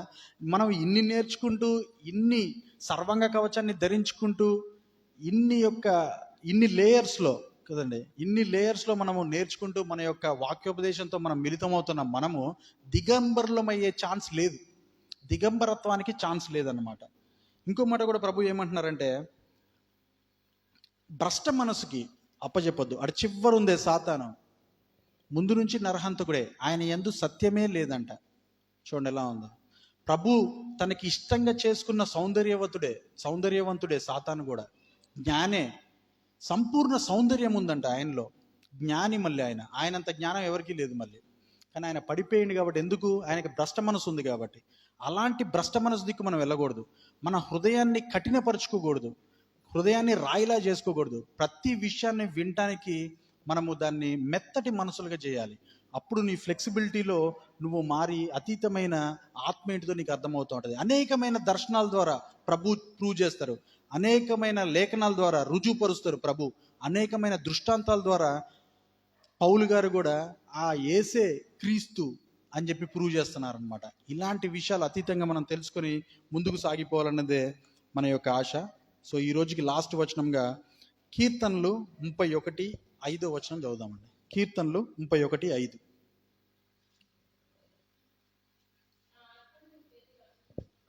చాలు సిస్టర్. ఫైనల్గా ఎప్పుడు చెప్తామండి ఈ మాట? ఇక్కడ ఉంది ఆత్మ, శరీరం ఉంది, హృదయం ఉంది, మనసు ఉంది. లాస్ట్కి దీని గురించి నువ్వు ఎక్కువగా తెలుసుకున్నప్పుడు ప్రభువా ఇక నా టైం అయింది. యేసుక్రీస్తు ప్రభు అన్న మాట కానీ స్టెఫెన్ అన్న మాట కానీ ఒకటే, నా టైం అయింది, నేను ఇక్కడ చేయాల్సిన కార్యాలన్నీ సంపూర్తి అయినాయి అని నువ్వే నాకు తెలియజేసావు. పక్కనోడు చెప్పాల్సిన అవసరంలా, ప్రభువే చెప్తారు నీ కార్యాలు అయిపోతుంది కాబట్టి ఆ టైంలో నా ఆత్మని నీకు అప్పచెప్తున్నా ప్రభువా అనే ఒక స్థితిలో మనం ఉండాలండి. హల్లెలూయా. ఫైనల్గా ఇదే డయాగ్రామ్ రివర్స్లో వేసి ముగించేస్తున్నా. అదేంటిదంటే చూడండి, ఇప్పుడు వరకు మనం ఏమనుకుంటున్నాం? శరీరం నెంబర్ 1, హృదయం నెంబర్ 2, మనసు నెంబర్ 3, ఆత్మ నెంబర్ 4 అని అనుకుంటున్నాం కదండి. కానీ ప్రభువుని తెలుసుకున్న మనము రివర్స్లో పనిచేయాలి. మనం ఇలా కాదు పనిచేయాల్సింది. ఇలా మనం సృష్టింపబడ్డాం, మొదటి ఆదంలాగా ఇలా సృష్టింపబడ్డాం మనం. కానీ మనం కడపటి ఆదంలాగా మారాలా కదండి. శరీరం ఆత్మలాగా మార్పు చెందాలి, మర్త్యమైంది అమర్త్యతని ధరించుకోవాలి. అంటే ఏం చేయాలంటే ఇంతకంటే పెద్ద డయాగ్రామ్ వేసుకోండి, మీ దగ్గర పేజ్ ఉంటే ఎప్పుడన్నా. అందుకే ఇదే డయాగ్రామ్ నేను ఇక్కడ వేస్తున్నా. ఇక్కడ నెంబర్ 1 ఇప్పుడు ఏమవుతుందంటే ఆత్మ అవుతుందండి. మీరు రివర్స్లో వేసుకోవాలి. సెకండ్ రో ఏంటిది అవుతుందండి? మనస్సు అవుతుందండి. ఇక్కడ థర్డ్ వచ్చి మీ హృదయం అవుతుందండి. ఫోర్త్ వచ్చి మీ శరీరం అవుతుందండి. అందుకే నీ శరీరాన్ని ఎప్పుడు తగ్గించు, నీ ఆత్మను ఎప్పుడు హెచ్చించు. శరీరం తగ్గవలసి ఉన్నది, ఆత్మ హెచ్చవలసి ఉన్నది. అందుకే యోహాన్ గారు కూడా వచ్చి యేసుక్రీస్తు ప్రభువు వచ్చినప్పుడు ఆయన హెచ్చవలసిన వాడు, నేను తగ్గవలసిన వాడు. ఎందుకంటే నేను ఆత్మ, ఆయన పరలోకం నుంచి దిగి వచ్చిన వాడు, నేను మట్టిలోంచి తీయబడినవాడిని, నేను తగ్గాలి. అందుకే ఇది గుర్తుపట్టండి, నా శరీరం ఎప్పుడు తగ్గాలి, శరీరం ఎప్పుడు చిన్నగా కనిపించాలి. అందుకే మనం ఎవరితోటి ఏ కాన్వర్సేషన్స్, ఎలాంటి మాటలు మాట్లాడుతున్నా, ఎలాంటి పనులు చేస్తున్నా నీ శరీర క్రియలు ఇంతే కనిపించాలండి, నీ ఆత్మీయ క్రియలు మాత్రం ఇంత కనిపించాలి. హల్లెలూయా. అప్పుడు నువ్వు నా ఆత్మ నీకు అప్పచెప్తున్న ప్రభు అంటే పైనుంచి ప్రభు చూస్తున్నప్పుడు, అగ్ని పరీక్ష జరుగుతున్నప్పుడు, పరిశుద్ధాత్ముడు నిన్ను తేరి చూస్తున్నప్పుడు నీ ఆత్మే కనిపిస్తూ ఉంటుంది. నిన్ను చూస్తున్నప్పుడు శరీరం ఎక్కడో లోపల ఇంత ఉంటుంది అనమాట. అప్పుడు మన ఆత్మని ఖచ్చితంగా ఆయన స్వీకరించి మనల్ని ఎక్కడ పెట్టాలో, మనకి పరలోకంలో నిన్ను పెట్టాలా, పరదేశంలో పెట్టాలా, నూతన యెరూషలేములో పెట్టాలా, చాలా ఉన్నాయి మనకి వేరే లోకాలు కూడా. అవి మనం తర్వాత చూద్దాం. కానీ ప్రభు అక్కడ నిన్ను తీసుకెళ్తాడు అనమాట. హల్లెలూయా. ఒక చిన్న పాట పాడి మనము ముగిద్దామండి. పరమ జీవము నాకు నివ్వా, తిరిగి లేచెను నాతో నుండా. పరమ జీవము నాకు నివ్వా, తిరిగి లేచెను నాతో నుండా. నిరంతరము నన్ను నడిపించును, మరల వచ్చి యేసుకొని పోవును. నిరంతరము నన్ను నడిపించును, మరల వచ్చి యేసుకొని పోవును. యేసు చాలును చాలును, యేసు చాలును చాలును. ఏ సమయమైనా ఏ స్థితికైనా నా జీవితములో యేసు చాలును. సాతాను శోధనలధికమైన సొమ్మసిల్లక సాగి వెళ్ళెదను. సాతాను శోధనలధికమైన సొమ్మసిల్లక సాగి వెళ్ళెదను. లోకము శరీరము లాగినను, లోబడక నేను వెళ్ళెదను. లోకము శరీరము లాగినను, లోబడక నేను వెళ్ళెదను. యేసు చాలును చాలును, యేసు చాలును చాలును.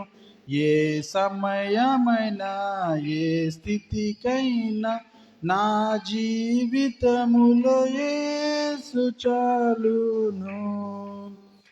నరులెల్లరూ నన్ను విడచినను, శరీరము కుల్లి కృషించినను.